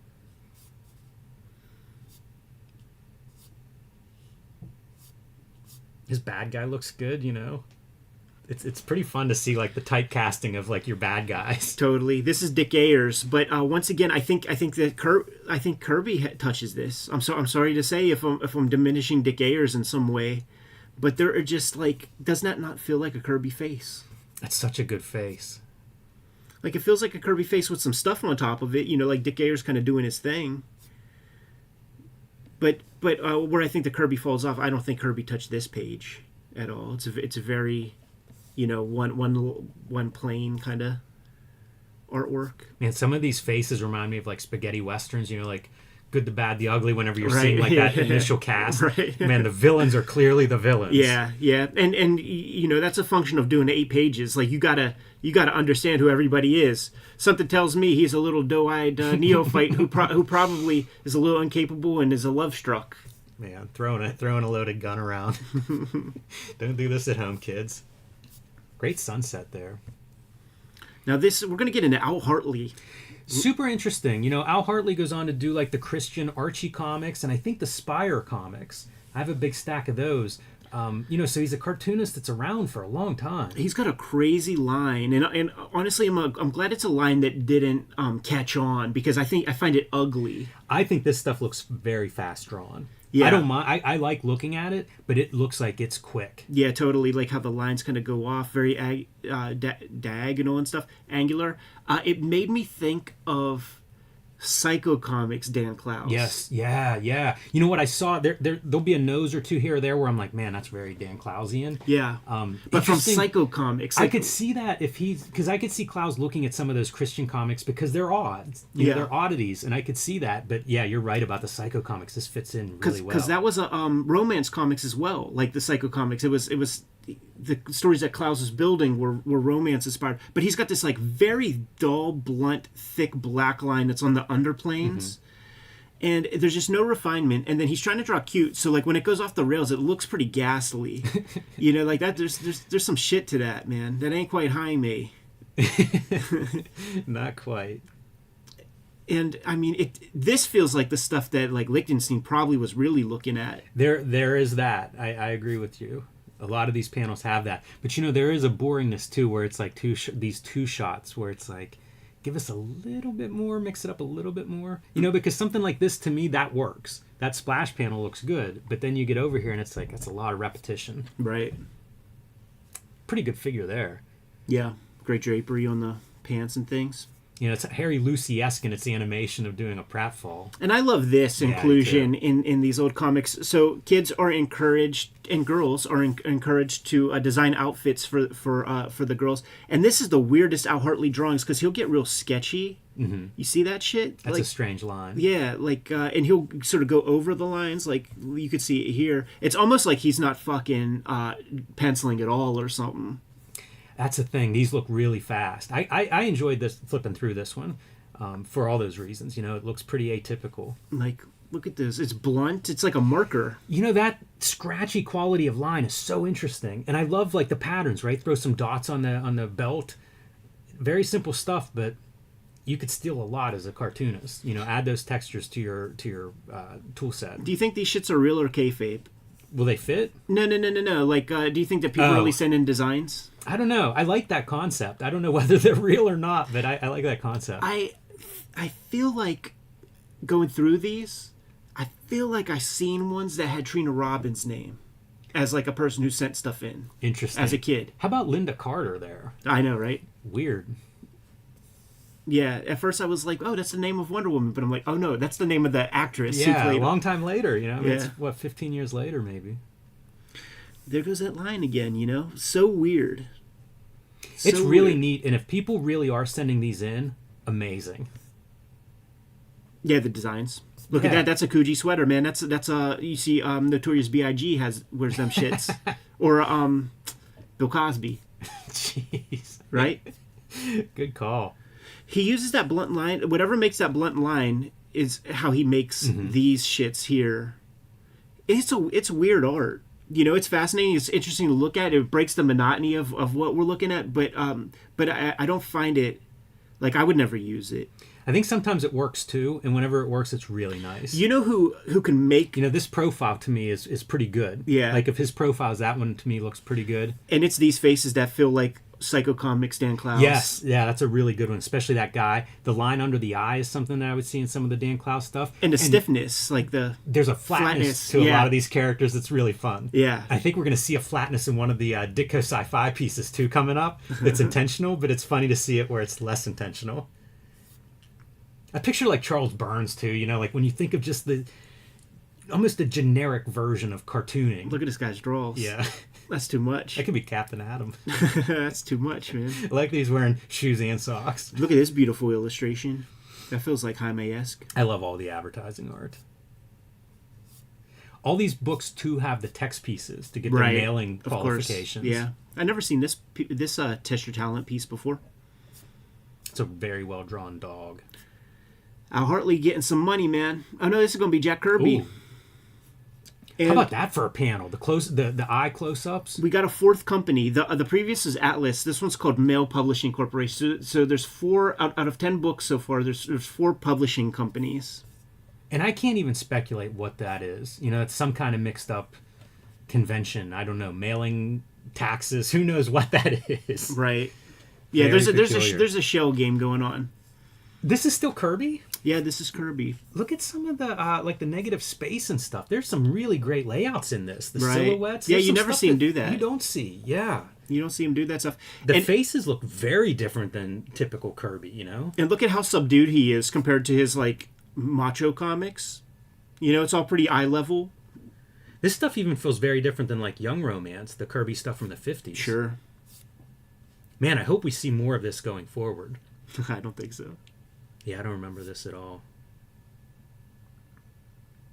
Not sure who the artist is on this. It's a wild ink line on this one. It's pen. You could see the thick line scratching there. I mean, it's pen and brush, but it feels like a Charlton comic. Yeah. You know, it's kind of unrefined. I like that unrefined stuff. These quick comics, man, dudes were dashing them out. Look at how wrong this panel is, though. It's so great. The word balloon for the eye, it's a little bit too close to the eye to be 2 eyes, but it kind of reads like an eye. Had to get that piece in quick. Just zoomed in a little bit too far. But see, like, this is something I imagine Charles Burns putting in a sketchbook. Absolutely. Now, this one is sharp. Could this be Ramita? I don't know. Because, this one is sharply drawn. Some really nice... that side profile is such a part of these comics. Oh, see, we're getting some names. Bob Forgione. Yeah, I don't recognize that name, but I like that splash page. And I love these night scenes, too, where they do heavy blues and maybe hit it with that yellow for a second color. Look at that depth. Could learn a lot by incorporating some of that into your compositions. Man, I like the coloring on this. You know, choosing to add red for that one, pretty cool. All right, man. Now let's do our Archie riff.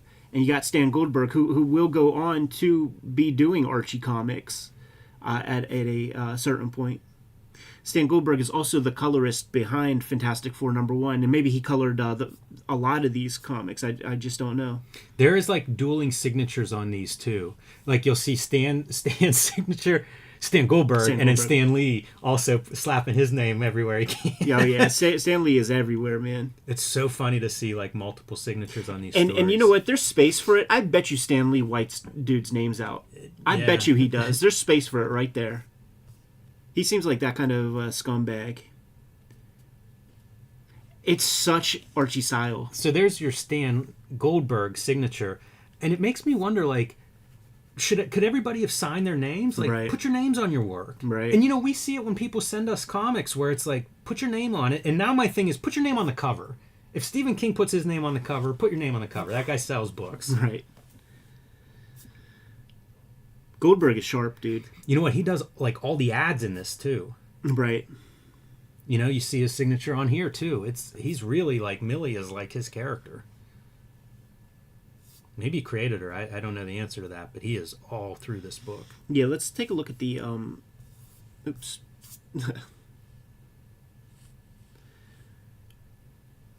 Let's take a look at the company for this. Dude, a 5th company. Vista Publications is this one. We'll get a comics historian, I bet, will comment underneath here. Who knows? Maybe we'll be Jeet here, setting us straight. But there must have been some reason how these were set up. Right. Got a new sci-fi title that we get to enjoy, Jimmy. Great cover, great splash page, of course. And we started off once again with the Kirby lead-off story. This is a Vista as well, so there it really is no rhyme or reason, because like those other ones were called Atlas. Atlas is the company. But also, got to keep in mind that they all have the MC, which I think is Marvel Comics. Okay. Like, this is the original Marvel Comics logo. So they all do have that piece. But, you know, whatever the billing is down there. How weird is this if you're like drawing it? You know, like the pencil version of that panel is not much. Right. Yeah, it's an easy paycheck, right? Navigating all this fucking text, man. Yeah, there's a lot in here. He's really putting a lot of, panel count per page in this story, much higher than most of what we've seen. And with that much verbosity, you know, I wonder if it really is Marvel method this early where, you know, Jack is just leaving space for Stan to just fucking fill up. Because, like, otherwise, like, how do you navigate all those words in a script, you know? Yeah, I can't imagine someone typing all that out. Kirby and Ditko together, man. The typical start of these sci-fi stories. The guy in the lab about to swallow some shit. Wild drapery. Ditko's approach to splash pages in these sci-fi monster stories is great. Simple, how about this very for a graphic. page? The 8-panel grid. Haven't seen that, I don't think, in these books that we flipped through so far. Yeah, a lot of drawing on that page, too. Pretty A awesome. lot of imagination. Wow, I did not realize that this story has so much of that. And he's going for it, dude. Like, that's pretty fucking dope. He's I got like a great ink line. The 8-panel page a lot, and you just don't see it much in this era. Look at how simple that is. The silhouettes in front of the moon. Wow, this is a cool style. This is definitely somebody who's inspired by Milt Caniff and like Frank Robbins. Mm-hmm. I was thinking a lot of Frank Robbins in it. That hatching. Johnny Hazard would be out. Not sure where that hatching's coming from, but I like it. Wow, look at like directional devices and stuff. Great composition there. Some cool panels in these things too. They feel mildly like throwaways, but it's another Paul Rainman. Fun monster. You got to come up with a new monster, everyone. That's going to be a fun creative thing. And we don't have the interiors for this, unfortunately. So let's jump ahead, man. That sets the stage. And then we got Fantastic Four 1, published by Can-Am Publishers Corp. So we saw that name come up like 2-3 times. And you saw how these other comics were laid out. 3-4 stories a piece, all different material. The sci-fi stories, this would be closest, you know, route to Fantastic Four. Big monsters, origins, complete, wrapped up in the bun. It's almost like you combine all this stuff, you know, because you got your romance piece built in here. And again, we're looking at a lot of panels per page. There's a lot of story in this issue. Yeah, a lot of pages too. This to me is an iconic piece. Mm-hmm. I love that image. And we do have a bigger review of Fantastic Four #1 on the channel. Hit the magnifying glass on the front page and search that one out. Yeah, we have a few. Marvel's done a few books where they just show panel by panel per page. We've looked at a couple of those too. A lot of Fantastic Four coverage. And as our recording day goes, we just did. We recorded a video with Will Spartacio's Iron Man 1, and we were making some criticisms about, like, you're not giving us anything, and just pay attention to what you get here. And, you know, we read this comic fairly recently. It still holds up, and we're so far less critical than we were of that comic. You know, just looking and not reading, you see the variety that you're given to look at. Right. Certainly breaks the monotony, huh? Just pop art piece after pop art piece. Yeah, I was thinking like some of this stuff very iconic to me, you know, like the radiation. How do you draw radiation? You right. know? And enough of it, too, it's from repetition, because, you know, you've seen the John Byrne version of that, using the same kind of isotope rays and stuff. 11 pages in, and everybody's got their powers. 13 pages, and we're a team. Yeah, there's a classic panel. Type in Norm Macdonald Fantastic Four to yes. to enjoy this sequence right here to get the full understanding of that moment. Rest in peace. Got your cover shot. Your cool Mole Man bad guy. Yeah, and if you remove the Fantastic Four from the title, this could easily just be another one of those sci-fi monster comics we've been looking at. No costumes. In fact, they won't get costumes for another 2 issues. Even like the enlarged, the monster hands, like this stuff's right out of those other issues. Absolutely. Good call. It's just you add some more fantasticness to it.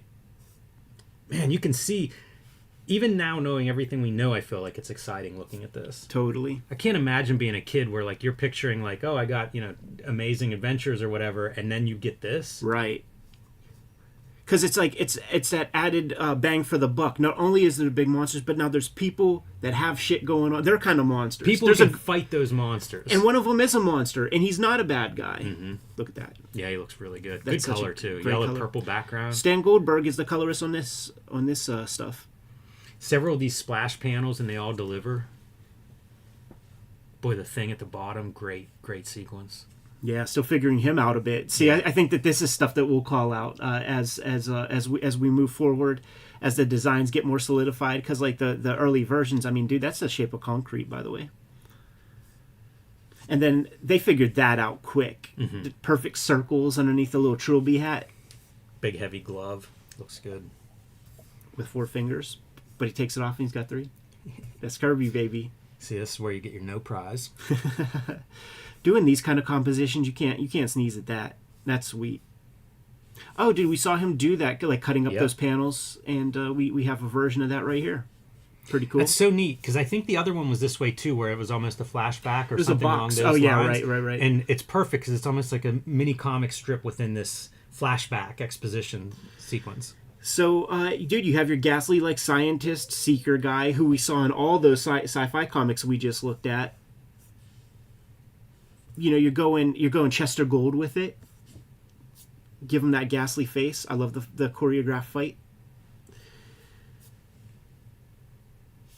And there it is, wrapped up, Yeah,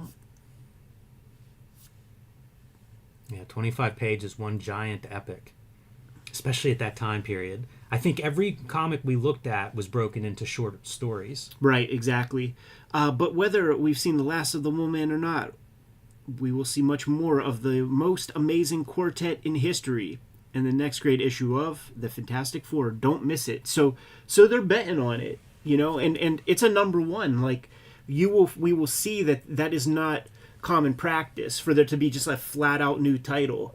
The way it used to work, it was almost like not brand loyalty, but it was like a badge of consistency that you would just pick up the numbering from like a previous title rather than go issue number 1, because you could imagine that, well, if there's 50 issues already, it must be good. Sure. That was the thinking. It wasn't always like this number 1 collector market type, we should have looked, thinking. I didn't even think of it. We should have looked, if you have the month before, to see what book didn't make it. Right. Yeah, see if something got cut. Something got canceled, maybe. That's something for the commenters, man. But Jimmy, we have a new series here where we are going to be looking through these Marvel comics month by month. We have a very, very clear database of comics that are, titled by month. So we'll load up December of 61 and see what the heck we have that gets introduced there. That's going to be the Scrolls. Well, I'm not sure if Fantastic Four is a monthly book. We'll figure that out. We'll find out. But I know issue 2 is the Scrolls, where they get turned into cows in the last issue, the last panels. But we're gearing up to Spider-Man and Thor. I think the Hulk is very early. Yes, yeah, it'll be interesting to see this stuff unfold and to see some of these genre comics replaced by new superhero titles. Absolutely, man. It'll be fun to watch, and we have questions. The other character that we're going to see emerge is going to be Stan Lee. Right. That is going to start to probably assert itself as this goes forward too. It's true. You don't see World's Greatest Comic Magazine up there. The hyperbole of this is pretty placid as far as he's concerned. Yeah.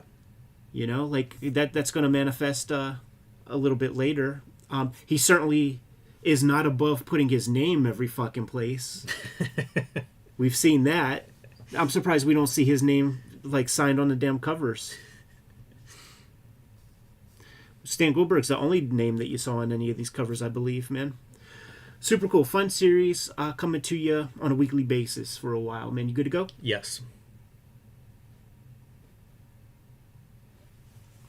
So King Kayfabers, what do you think about that, man? That's a pretty cool idea, right? We can't be off the mark. Yeah, I think it's going to be fun going through this. I know I was surprised going through it this week with some of this stuff, and I think watching it kind of catch fire, that's what we're going to witness. You know what I mean? Like, we're going to see about 4 months into this that, hey, that Fantastic Four made some noise. Right. You know what else is going to be fun, Jimmy? Is letters columns. Yes. Which will be part of the Stan Lee character development.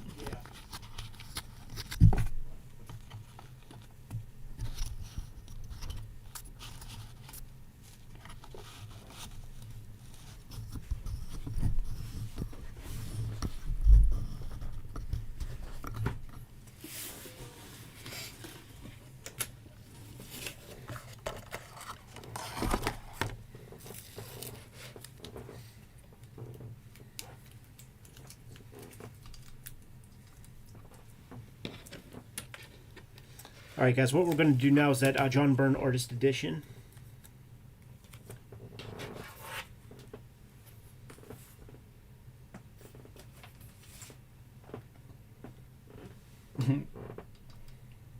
Before we even started moving it, Ken King, please tell me you got the re-release of the John Byrne X-Men Artifact Edition. Yeah, you know what they're starting to do, man, is Dunbier's getting access to more scans, and he's adding more. It's pretty cool. Really smart. All right, so let's clean up the table some. I got these here, dude. Like whenever like we're in the middle of something, or if you run to the bathroom or something, just like crack open a new pack of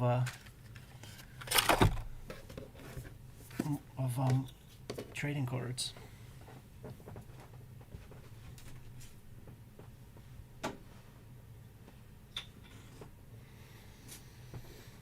All right.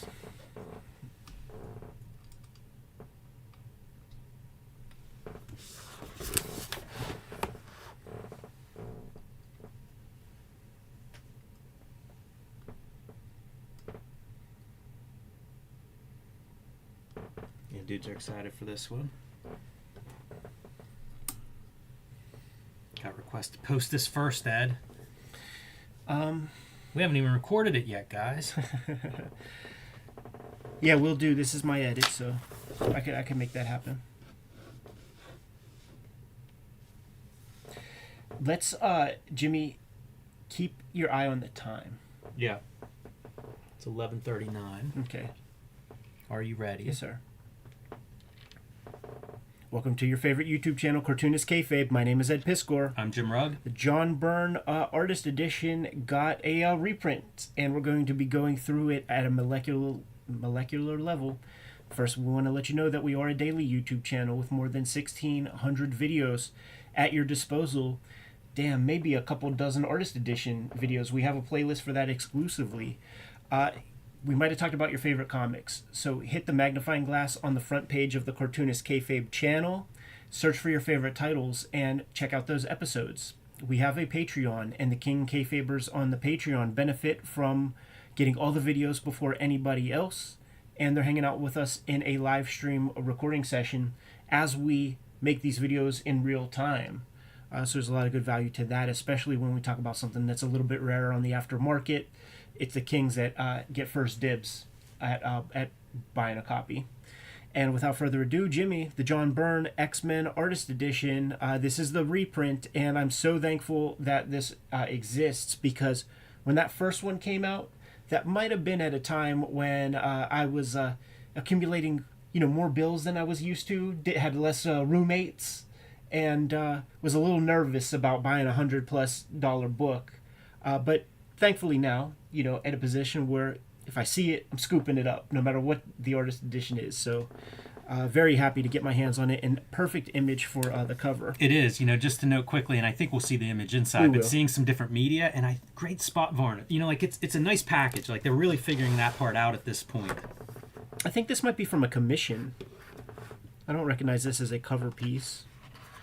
He does these big, giant, elaborate commissions. Look at that fucking Sharpie, dude.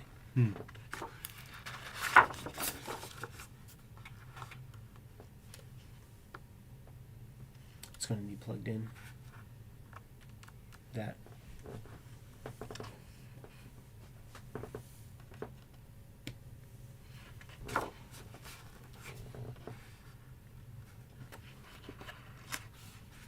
Man, they're really teasing us. And this is what it would have been called an artifact edition in old terms, which is to say they don't have complete stories here.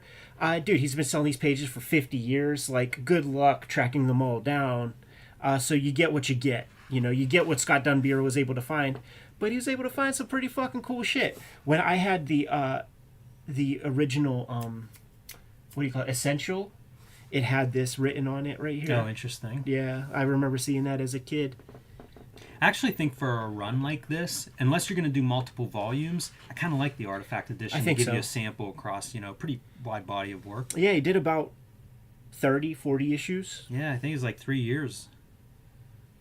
And one of the big noteworthy things, this is John Byrne, Terry Austin artist edition. To be clear, look at that use You know of what? material. I'm glad you say that, because Terry Austin brings a lot of stuff to this run. Absolutely. I think we're going to watch that evolve, but you do see it right away. Like, what the heck are we doing here? What are we looking at? Some media I don't usually associate with comics, and probably did not look like that in print. And one of the big pieces that Terry Austin does bring to the table is penmanship. Mm-hmm. The comics of this era were very much brush inked comics, thick lines, and the thick line had a function in old comics. The registration was so fucking bad in old comics. If you have a bunch of thick lines, if it goes off registration, maybe the color doesn't escape Spider-Man's red costume. Right.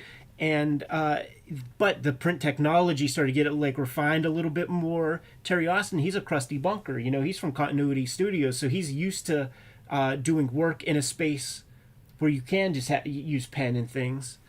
And he brought this like voluminous amount of like pen mileage, thin lines, and lots of hyper detail. Yeah, I wonder how that was received by his peers. And I think probably from the fan point of view, it was something different. Right. You know, and this whole book was sort of something different. Yeah. You're seeing even stuff like this, you know, like that's a screen. Right.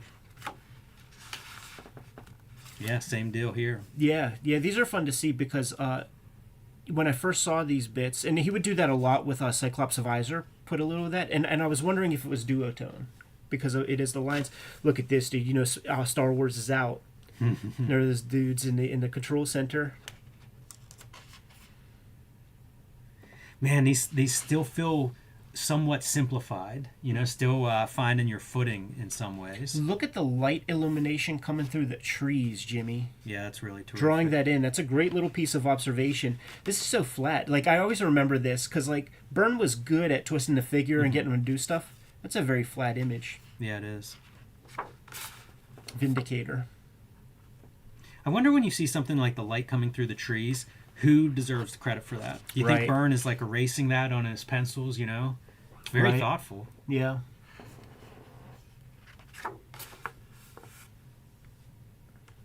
Some more of these screens. And these things, I think these are those rub-on dots. Oh, interesting. That you kind of like just have a sheet and you could burnish these little vinyl dots onto the page. How about this for a mashup of textures, Beast Fur versus Colossus's metal?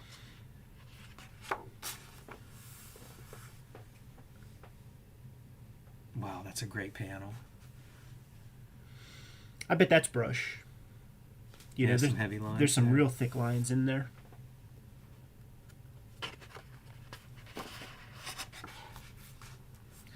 You know, they're playing with levels, unfortunately, so you can't see too much of the hand. You can't see too much of what's going on. The blacks are so perfectly black.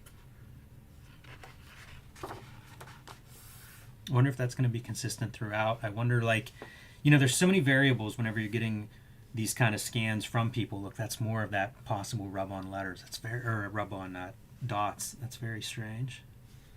Don't see a lot of that. Now we have the razor blade scraping some of this stuff away. Oh yeah, circle templates with a non-archival pen starting to turn a little red. Look at the swordsmanship on these fucking pages, huh? Just destroying this artwork. Unbelievable. The tape is interesting.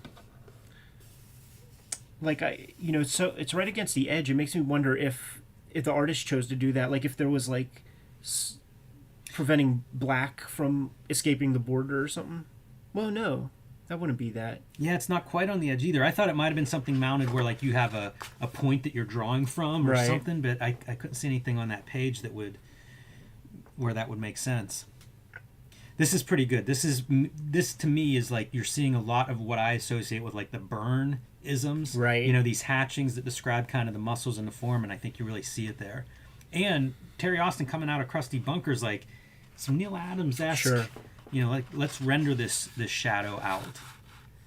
Some more of that Coquille pen, the grease pencil, whatever.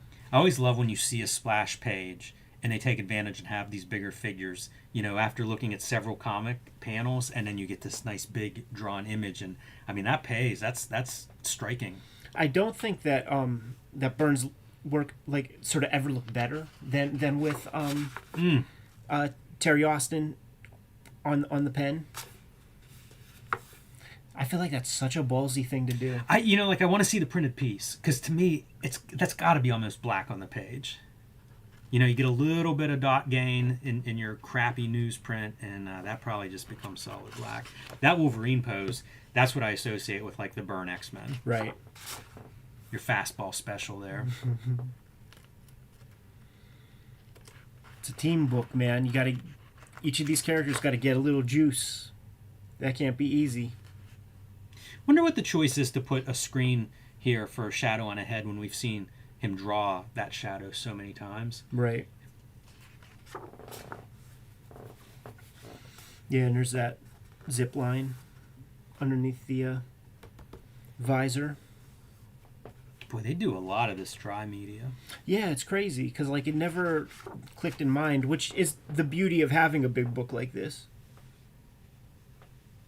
I like whenever you get to see some of the fine lines too. There's snow here. There was some on the previous page, and I don't think there's a lot in the very beginning of this book. Mm-hmm. So it's something that I think Byrne and Austin, I think both are fine in their way. Right. But at this point, I feel like they this is kind of what I think of when I think of those guys. And that's what it requires, like that was a turn of phrase that I heard often growing up is like, the comic is not done until it's in print. And what that means is you got to see how these lines translate because maybe your crosshatch is too close. Maybe your crosshatch is too far apart. You have to see it in print enough times and make adjustments along the way.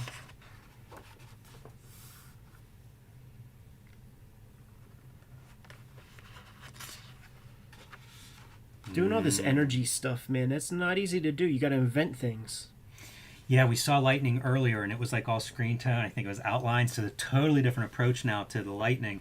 And the water, very well done. Like that's something we comment on a lot because, quite frankly, it's hard to do good-looking water. It's true. It's all context, too, these lines, because like right here, it's clearly speed. Yeah.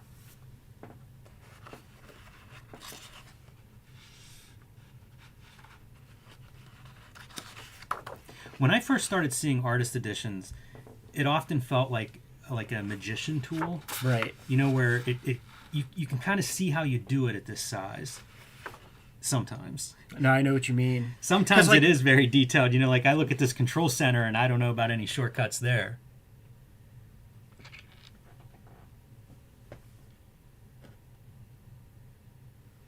Yeah, these are super, super fine lines, man. And they are not lines that you can make with anything but like the thinnest of rapidographs.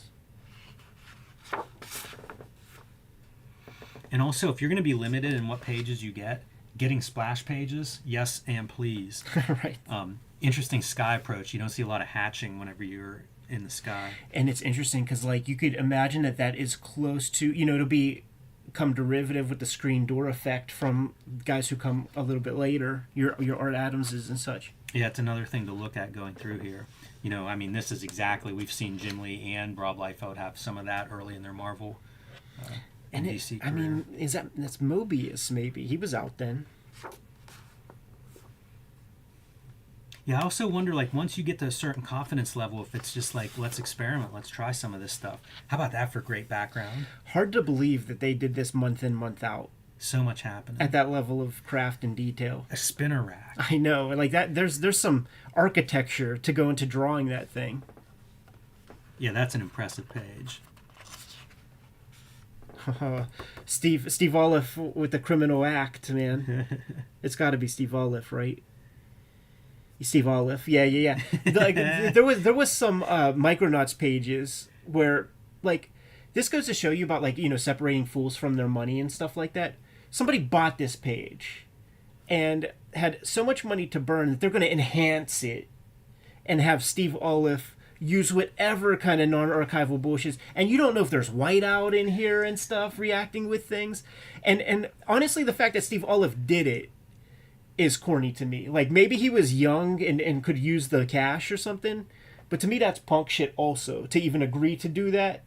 But it reminds me, like, somebody told me a story of they got a hold of a Mignola's pencil sketch and hired some fucking Wildstorm guy to, like, ink the thing.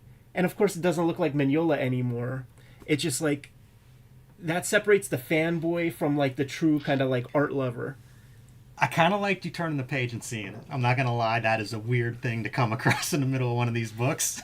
But you're right, it does illustrate all the things not to do. But don't sleep on this panel, man. Holy shit. No, I love this thing because, like, even as a kid, like, I first encountered this in the Essential, so you could see so clearly, like, all the little call-outs and stuff. Pretty fun. That's a hard panel, too. Over 20 years ago, this was Aurora's home. Now it's a shooting gallery, and its junkies are barely half her age. Wow.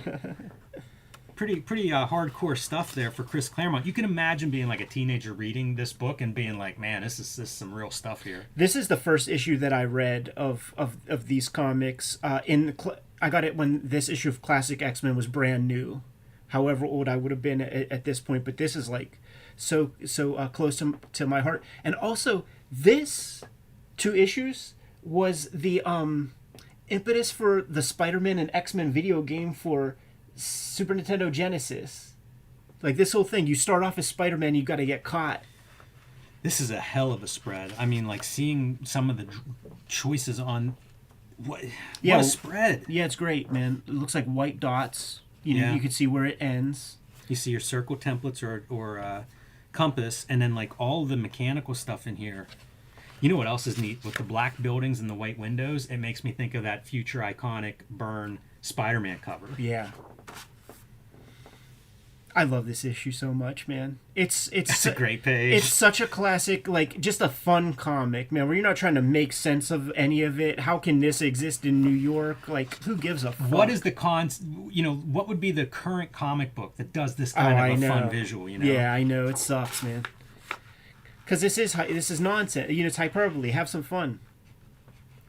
But Chris Claremont, like, he was really trying to make that arcade character work. Right.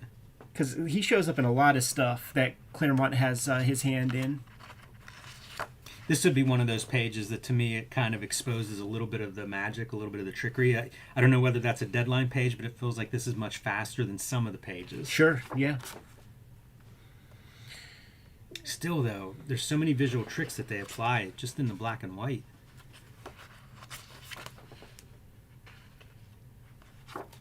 Ooh, go back one. I'm admiring, like, the pattern on his hat, but look at how we start to break down our cartoon line drawing here. Oh man, these are notes for Glennis Ween about how to color the what's going on here, because it has to be psychedelia. It has to be like, this guy's been in reality. Yeah, I'll say. That's cool. Boy, that's awesome too, because you've got everybody working towards that. And I cite this team as being a great collaboration. Right. In comics, down to the colorist, down to Tom Orzechowski's lettering, who we haven't mentioned up to this point. Choreographed fighting scenes here. You know, a real contrast from, like, the generations previously of a Kirby fight scene. Mm-hmm. And something that Miller gets credit for around this time, too. So, you know, not the only guy that's thinking in that direction. Byrne can build a hell of a figure. He gives good weight to them. He also does well whenever it's like somebody's in civilian clothes. Yeah. Look at the drapery here. Mm-hmm. You could get lost in that. Like, when you're trying to draw that, you could fuck that up real easy. I always admired this page. Yeah, man, those buildings warping. Awesome.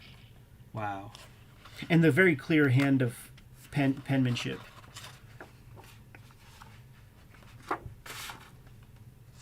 Yeah, warping reality like that's great. And it's so cool that it's like, you know, a 1/6 of the page panel. Right. You know, you have all this drawing in. That's all hand. You know, that's Terry Austin adding the texture, and John Byrne will steal that when he's doing Wolverine body hair, when he's doing the inking all himself. And look at the depth here, and maybe even some psychedelia. Maybe that's all a weird color or something. But very consciously having a bold outline with blacks to sell you on the foreground characters. Yep. That's the thing. All of that is just not done anymore in black and white. It's all just let the colorists figure out the depth.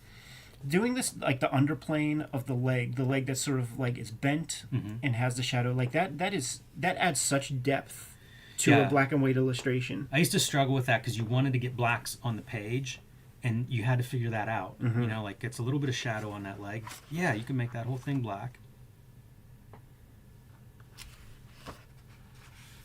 That's another fantastic. Any of these like abstract the shape a little bit, and I'm impressed. And look at the things that the tools that Austin is using. Yeah. So like these fucking magic markers are almost completely gone now. I'll say that's wild. Boy, it's great too. The cross section, the video game cross section. And I bet you these levels had to be potted up in order to even see some of that, because this is black. When you see stuff like these backgrounds, because I think Byrne gets really good at that. Do you think he's like using some like? Is this traced off a photo or some I don't think kind so. of reference? I don't think he's ever done that. I don't think. I mean, I'm sure he used reference and stuff, but there's always those grid lines on all of his stuff, and he just is. He's smart. You know, he's observant. Look at that classic piece. That whole page about as good as it gets. Looks like Sharpie. Like it looks like you see the marker kind of totally looks double like up. marker. This is fun, man. Like you know, it gives you something to read.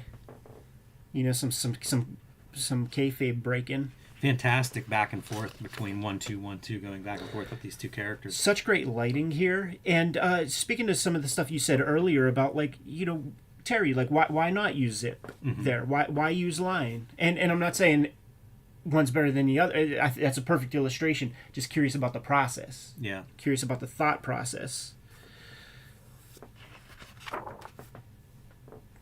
Man, don't let the person who owns this page have any more art. They're not allowed to store any more artwork in their house. Look at that. It's almost completely dead. Yeah.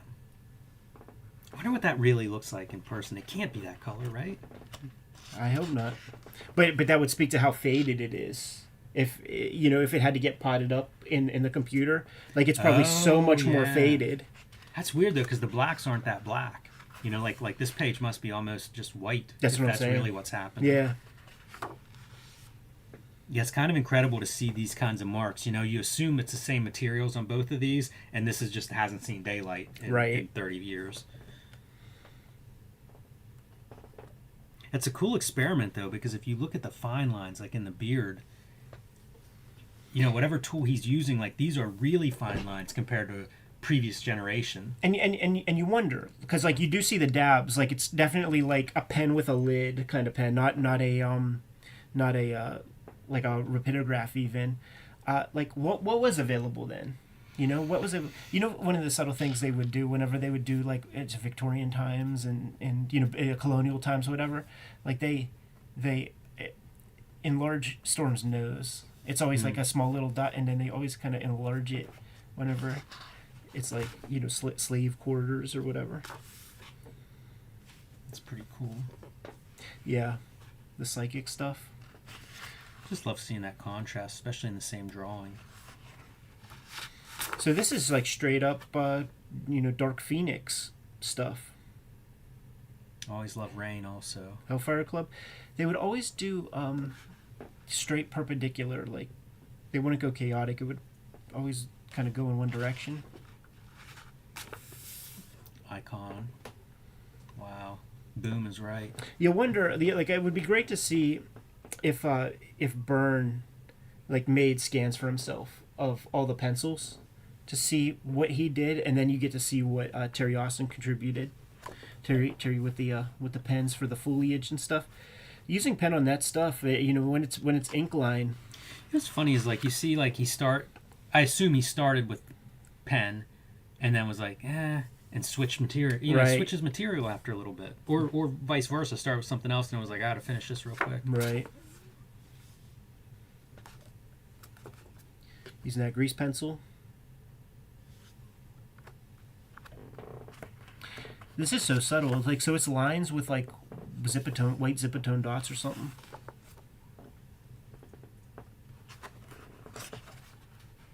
Wow. I mean, what's that spread worth? Yeah, I was thinking, like, I mean, it could be 6 figures. Yeah. A big money shot with, dozen characters. Plus a classic issue.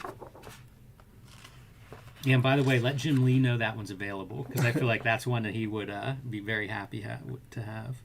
Paste up lettering. Oh, you know what this is? You know what I bet this is, dude? Is they got to start changing it a bit, because like Jim Shooter's like, no, you got to kill Jean Grey. You know what I mean? Yeah, good point. Yeah. So it's like salvage the pages you can with changing lettering, and then redraw the last 5 pages or whatever. I redrew this page in my sketchbook before doing X-Men Grand Design to just try to get a feel. Great transition of Storm into the scroll reveal. The Yeah. scroll. This stuff is always neat to me, because this is another one of those almost like drawing fire, drawing water, drawing light and space. Right. Hard thing to do. Some of this stuff is remarkable to me because we've seen a lot of cartoony stuff, but then whenever you start to apply like a more dramatic lighting to it, it really changes the tone. Yeah, this is the issue that is the X-Men Grand Design issue, where they kind of go through the entire lineage and history of X-Men, and like you see the big sort of panel border. Like that's what I use in the panel borders for my X-Men Grand Design, kind of pulling from this exact issue. And then you get to see Byrne kind of like rethink some of his earlier comics, one more chance to get it right kind of stuff. It looks like this one was inverted on a photocopy machine. Good call. That's another one of those. You know what's interesting about this sequence of like these 8 pages that proceed from this comic book? When I was in like 4th or 5th grade at the the little homeroom class little sheet from Scholastic, it was a coloring book. Like it would be these 8 pages and then a set of markers. Like with this page, I totally remember like this page being a part of that, man. And then give you something to color. So like that Scholastic X-Men 8-page sequence is probably sold more than the comic was at the time, and the comic was not doing bad at all.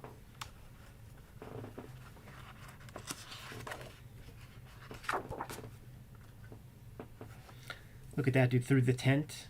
Just getting some lines. That's one where I go, why is that not screen tone? Right. Because I wouldn't want to draw all those little dashed lines. Look how disciplined that is. Yeah, especially, but like it makes sense because like it feels fabric-y. It does.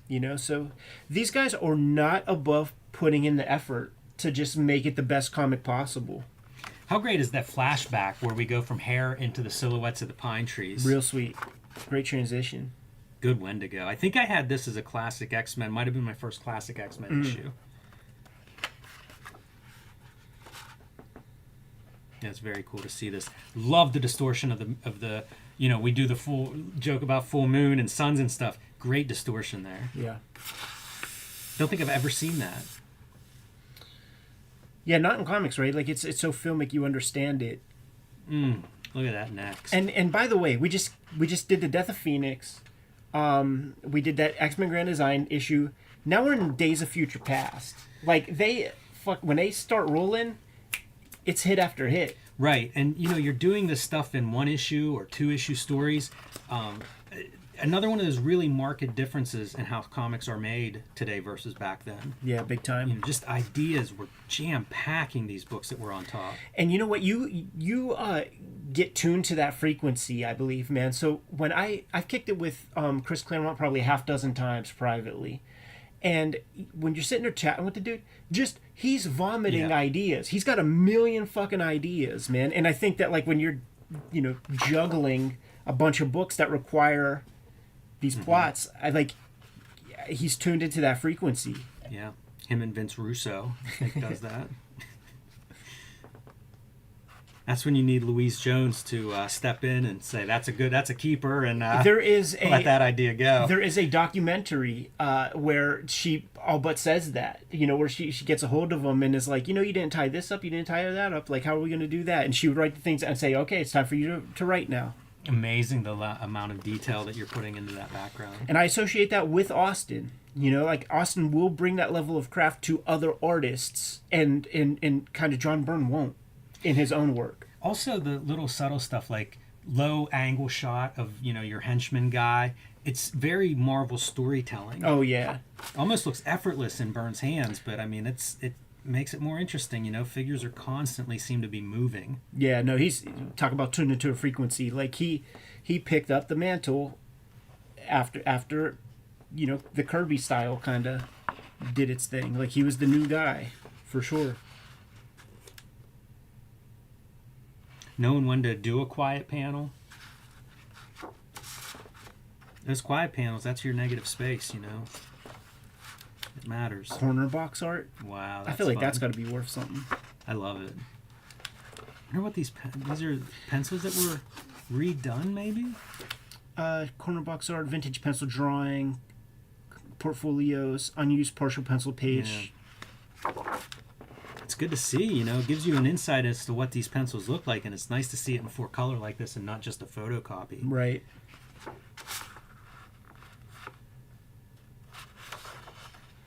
This is when they had an opportunity to kind of do their version of what Phoenix would have been. A couple covers. Is this a Neil Adams, like an homage? That cover's so familiar to me, and maybe it's just from this. But... It could be, because certainly this character was a Neil Adams character, I believe, when they did their Savage Land shit. These little guys. These poor bastards never win anything. No, they're just fodder. And there's your better view of that cover. That's terrific. She's dead, Jim.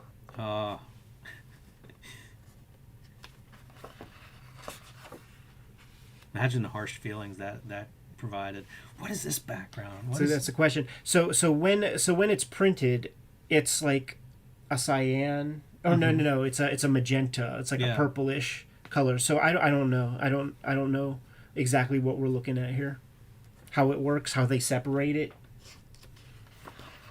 I think they might do trickery. Like I bet the original art is blank. Like with all this stuff, I'm imagining. But I don't know. That's a very iconic one. Yeah. That was one Liefeld homaged, I think, New Mutants 99. That's it, man. Sunspot. Yeah, and like that's my classic X-Men. That's the issue. Right. I think they would reprint those in the back, maybe. They would, yeah, because it would have been Art Adams doing the cover. These might be those commissions. Very nice. That's surprising.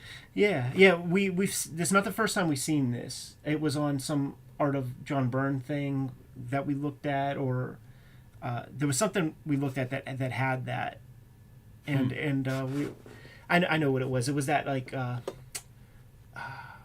What's that one comic that had? It was like a super early work that he did that you got like a Dark Horse reprint, but like I got it from the Art of John Byrne. And he drew this piece in the Art of John Byrne shit, and like, yeah, you don't want to manifest that shit, I feel like. Right. He seems to have skated by just fine so far, but you shouldn't do that. I'm a superstitious fellow when it comes to that kind of thing. Good piece to blow up, dude, where you get to see this. Yeah, a little bit less of a blow up than some of the end papers that we've seen in some of the artist editions, but I got no complaint with that. I mean, that looks like $1 million to me. Man, these things are fun. I do enjoy seeing some variation in artist editions and different approaches, because why not? Like, this stuff is still such a new, young format. Like, play with it and just try to deliver the goods, and I think this one really does that. I was so sad when this one kind of slipped my grasp at a time when I didn't have the money to spend on such a luxury item.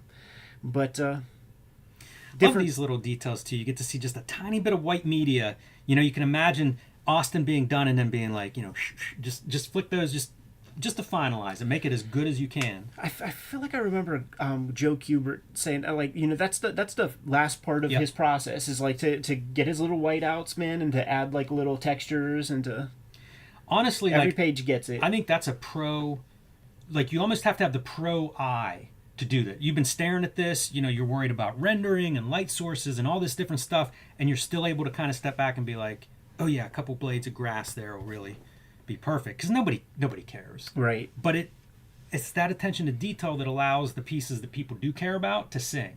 Yeah, and when you're doing it, it's the same as like putting the glint in the pupil of someone's eye. Like you yourself, you're like, that feels right. That feels like the way it should be. Super fun. So glad it's out there. I anticipate getting a handful of more artist editions in 2024. Jimmy, I have some pre-orders in already. Yeah, man, you see those lists and stuff that have floated around. Like, there's some good stuff coming up. Absolutely. Yeah, that Batman Year One is I have that sucker pre-ordered, ready to go.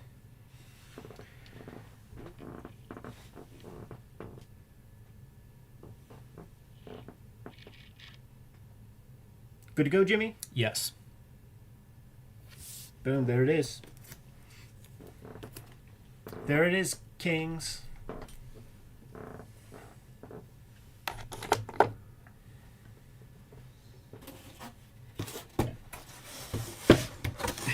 Bootlegging is a habit said that double page spread sold for 150 plus K a year or two ago on Heritage. Man. So, 6-figure page. Yeah, not surprising. Yeah, Happy New Year, everybody. Thanks for tuning in, as always. And, yeah, make sure you tune in on New Year's Day. Cheers, guys. Got a little bit of business to do.